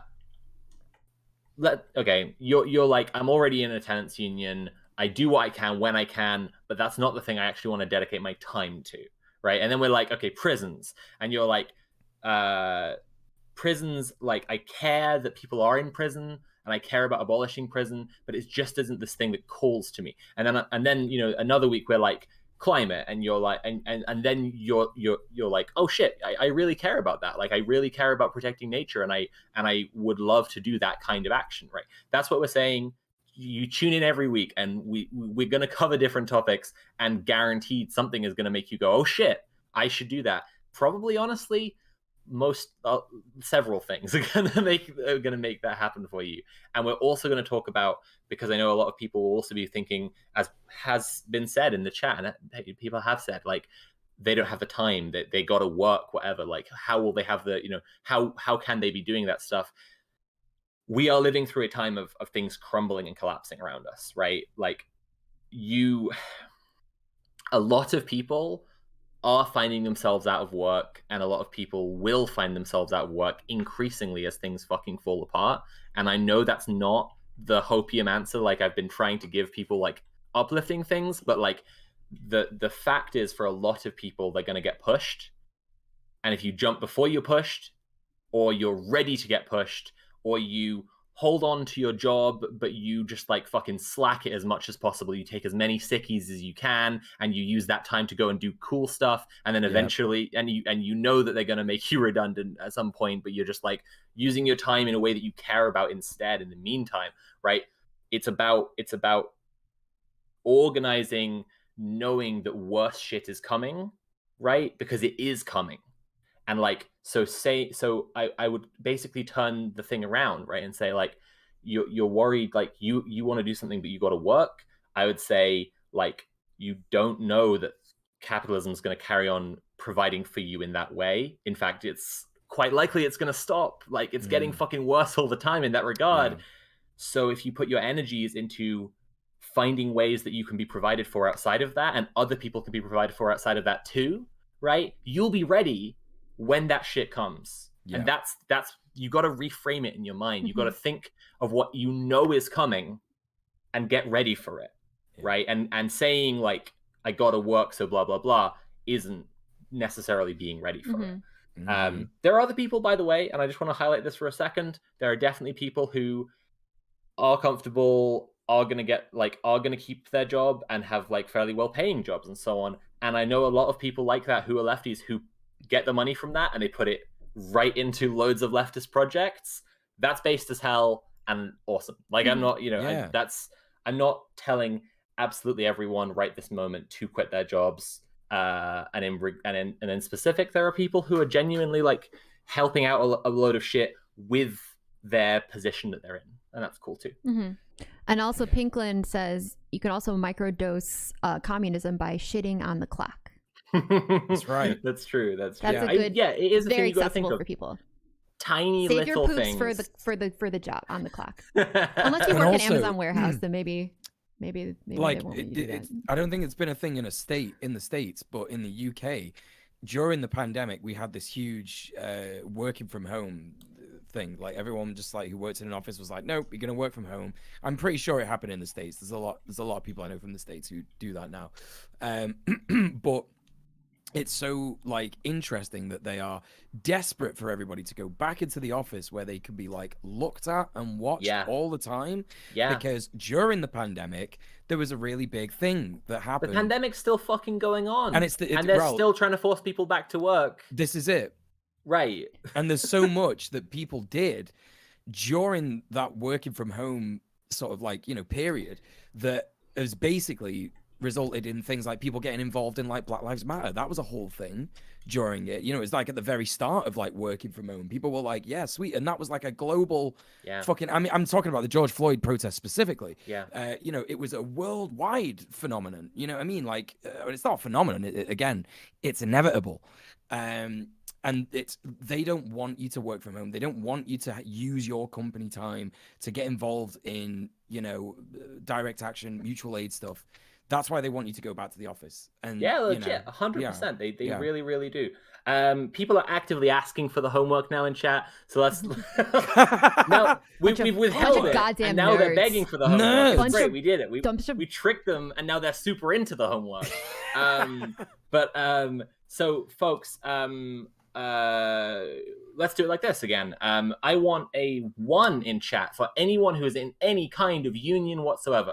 Now, let me just clarify before you hit the key. If you're unsure, a 1 could apply to being you're in the McDonald's union. It's specifically for McDonald's. It could be a trade union that applies to your whole industry, and it's for the fast food workers union. It could be not a work union, but a tenants union or a disability union or even an unemployment union. I want to see how many people are in, and 0 if you are not. I want you to also participate. I want to see 1s if you're in any kind of union, 0 if you are in no kind of union. Please, in chat, go. And I will so say... I already counted. There's about 20, 23, 24, 25, 26. And no, the chatter union doesn't count.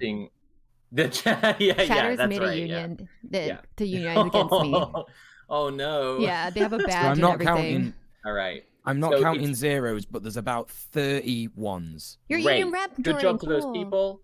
But we're looking at the 0s at the moment. Okay. So the homework still applies to everyone, and I'll explain that in a second.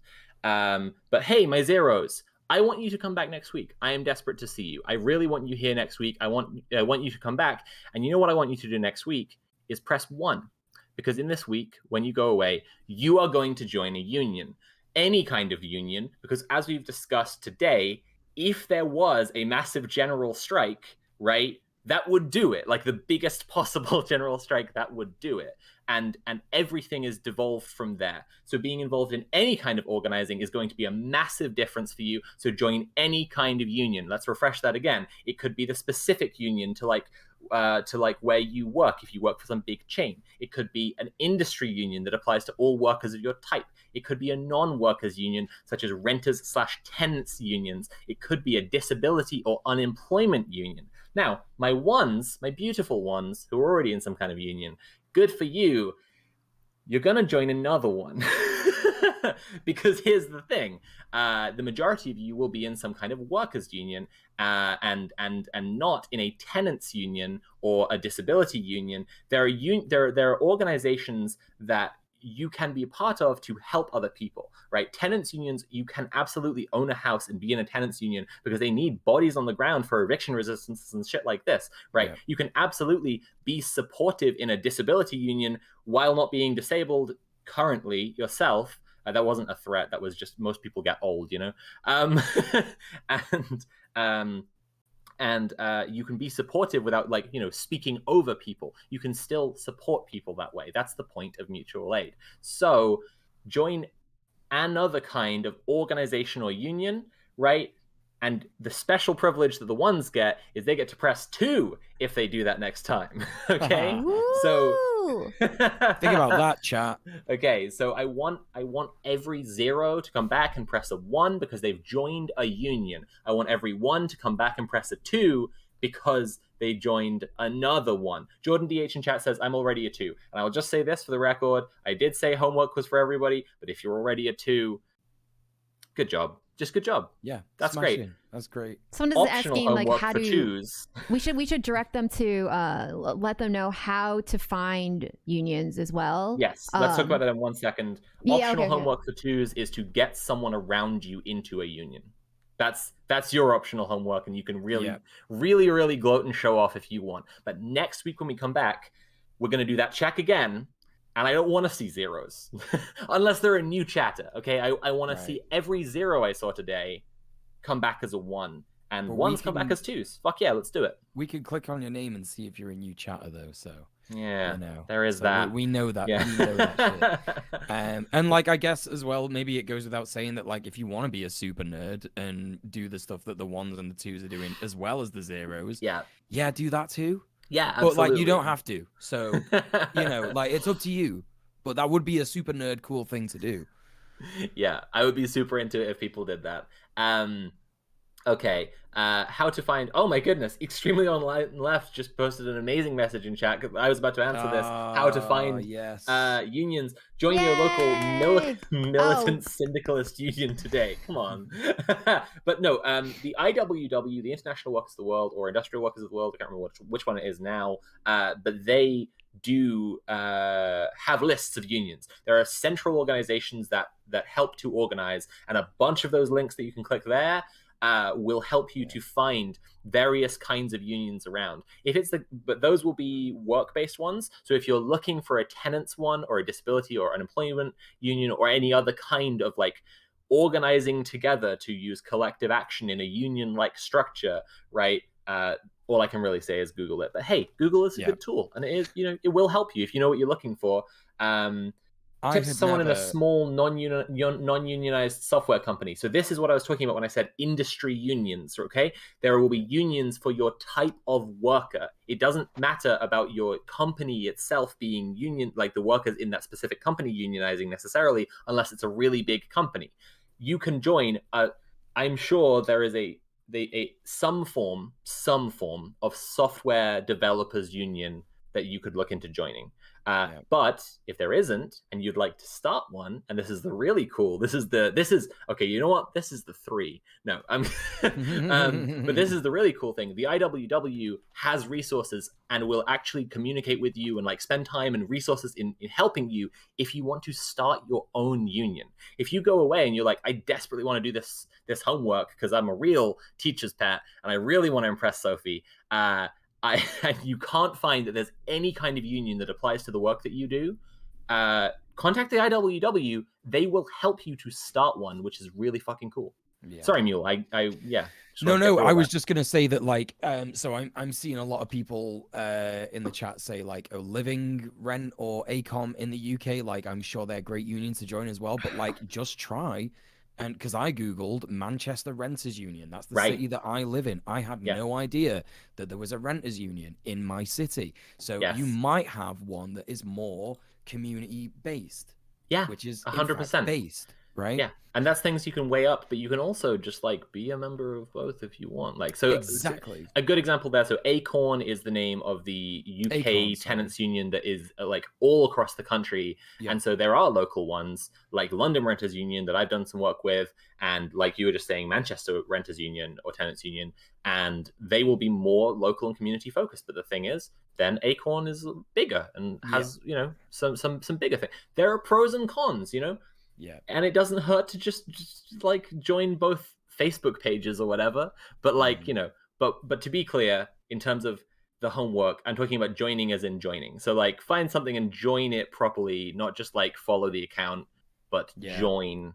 Like pay a membership if you can. Most unions actually have a thing where if you can't afford to pay, you just don't have to pay. So don't worry about the payment, but like become a member officially. Yeah. That's what we need. Mm-hmm. Okay, that's the homework. Cool, that's Chad, you got it? Remember, join a union. If you are part of a union already, then join another union. Got it? If you're already part of 2, then get someone else in one. Then get someone else in one. Optional. Yeah, that's extra credit if you want to be a real teacher's pet. Extra, yeah, exactly. And unemployed people, there are unemployment unions, which is an extremely genius idea, by the way. Because unemployed people are like really already striking, essentially.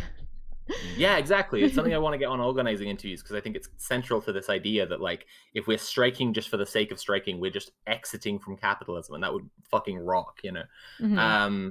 But yeah, all right. I want to just quickly say, like, I think that a lot of people who are dying for like serious action that's going to change stuff think of joining a union as a bit of a timid step.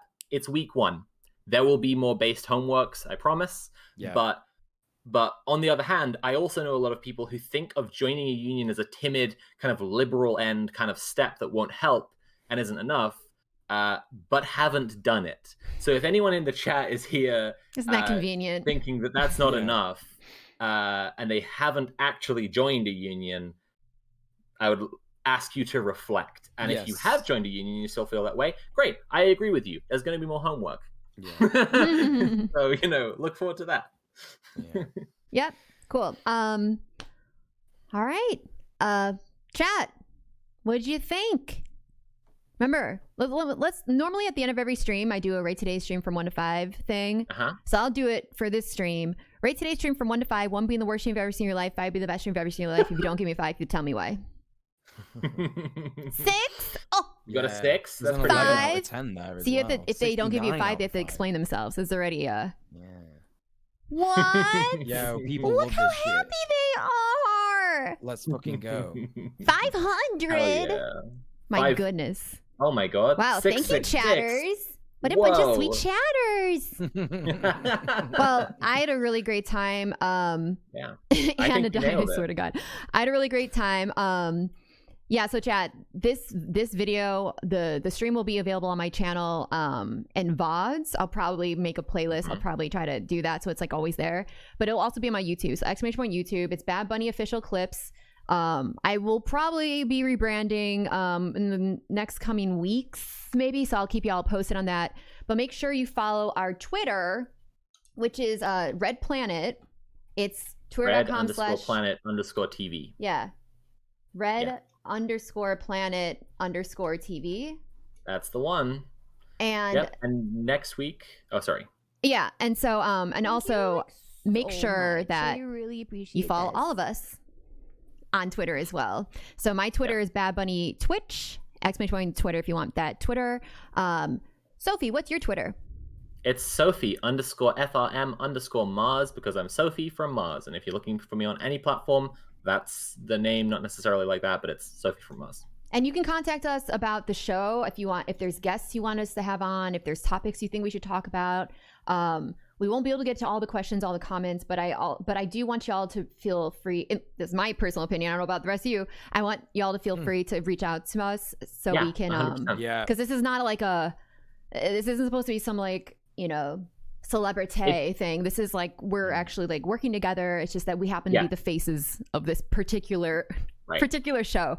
And it's no secret that I'm a big fan of Robert Evans. It's no secret that this show takes inspiration from It Could Happen Here. And one of the coolest things they've done is they talked about school boards and the struggle going on against QAnon freaks in school boards right now. Right. In the following week, they had a guy on who was in a school board and was engaged in that kind of struggle against the QAnon freaks and talked to an audience member about that stuff. That's incredibly cool, and I'd love to do shit like that. So genuinely, like, if we talk about something and then you go get involved and you want to talk about your experience, or if you've already been involved in something for a long time and want to talk about your experience, I'd fucking love to hear from you. Seriously. mm-hmm. Also DJ Mule. I mean, some people already posted your Twitter, but if you could put yes, you can say your find my Twitter in the chat. It's DJ Mule, exactly as it's spelled, underneath my head, but with an underscore afterwards. Yeah. So DJ Mule Twitter, _. Awesome. Mhm. Swift Arrow, thank you for the resub for 3 months. I really appreciate it. And one last thing, Rinky Ding says that they would love a schedule. Yeah, so like, We haven't shorted up yet. We've only got a few weeks and that goes for sorted. guests as well. Someone else asked about like, when will we announce guests? So Oh, that's and a great Tim's question. Twitter as well. Tim's Oh, Twitter yes, is in the yes. chat. Yeah. Oh, Tim yes. is Dread Conquest on Twitter. Yeah. Yeah. We don't have the schedule short up right This this guy. second. We have a few things loosely planned. We don't have the guests sorted. We will post it on our Twitter again, Red_planet_TV when it's ready. So just watch out there, and we'll let you know. Well, next week is definitely charity versus mutual aid. Yes, isn't the it? one we Yeah. know and we can say for sure is next week we are talking about charity versus mutual aid. What's the distinction? Why do you want to build mutual aid? Why is charity serving the capitalist system? It's something that people, don't necessarily like to think of charity as, because they like to think charity is good. But we're exposing the truth. we're gonna cancel charity. Yeah, get ready for charity to be cancelled. Yeah, but we're gonna talk about mutual aid versus charity next week, same time, Same channel. It's gonna be fucking awesome. Also, Hairley said they just emailed a local IWW rep, so congrats. That's cool. Nice. Someone's nice doing their work. homework already. yeah. That's I know. fantastic. What a Look at piss this. ass. Holy What a shit. teacher's pet. What a dork. Someone shove him in a locker. It's right. the swirly for you. And the locker is called communism. Right. And the swirly is actually just like, it's a really nice shower. I don't Yeah. know. It's not. Feel really good after. I don't know if you have any of you have any suggestions for raids. I was just gonna raid Nicotine, one of my favorite people. She's a Yeah, no one I follow is online now anyway. she's a lefty trans streamer who is like a very good friend of mine and does a lot of like really fun RP. She's not like a political streamer, but she does some politics, but mainly like gaming and RP, and just generally speaking a pretty base person. So I was thinking about just raiding her if that's okay, unless you have another suggestion. There's no one It feels like nobody's who I follow streaming lately. politics wise. Yeah, no one's streaming right I now. guess it's the holidays or something. Probably, yeah. Probably. Yeah. Oh yeah, and then B-Rat just made a reading list. Climate Leviathan. It's Let's the see books here. I've been recommending. Right, Climate but Leviathan people have by been- Joel Wainwright and Jeff Mann, Capitalist Realism by Mark Fisher, How to Blow Up a Pipeline by Andreas Malm, How Europe Underdeveloped Africa by Walter Rodney, The Shock Doctrine by Naomi Klein. And I would add to that list literally anything by David Graeber. I was going to say you were gonna mention David Anything. Graeber. You We know love I'm a Graeber. Graeber simp. I You know, I love am. it. I love it. You know it's gotta happen. You mean a shrimp? I will Remember. I will shout out one more if people are just dying for book recommends. The Autonomous City: A History of Urban Squatting by Alexander Vasudevan is a fantastic book. I know the text isn't really showing up great there, but it's The Autonomous City: A History of Urban Squatting by Alexander Vasudevan. We will be doing an episode about squatting. It will be largely based on this book. It's an awesome book. Squatting is a really important thing that we all need to be thinking about. Okay. All right. Chloe says Sophie from Graeber. Got Classic. him. All right, All chat. right. See you all next week. Bye, everyone. Thank you for watching. Say hi to Nicotine. Be nice to Nicotine. And I will see you all tomorrow on my stream, tomorrow at 10 a.m. Pacific, for me to just hang out with y'all and talk politics. And yeah, make sure you follow us all on Twitter. Bye, everyone. Peace.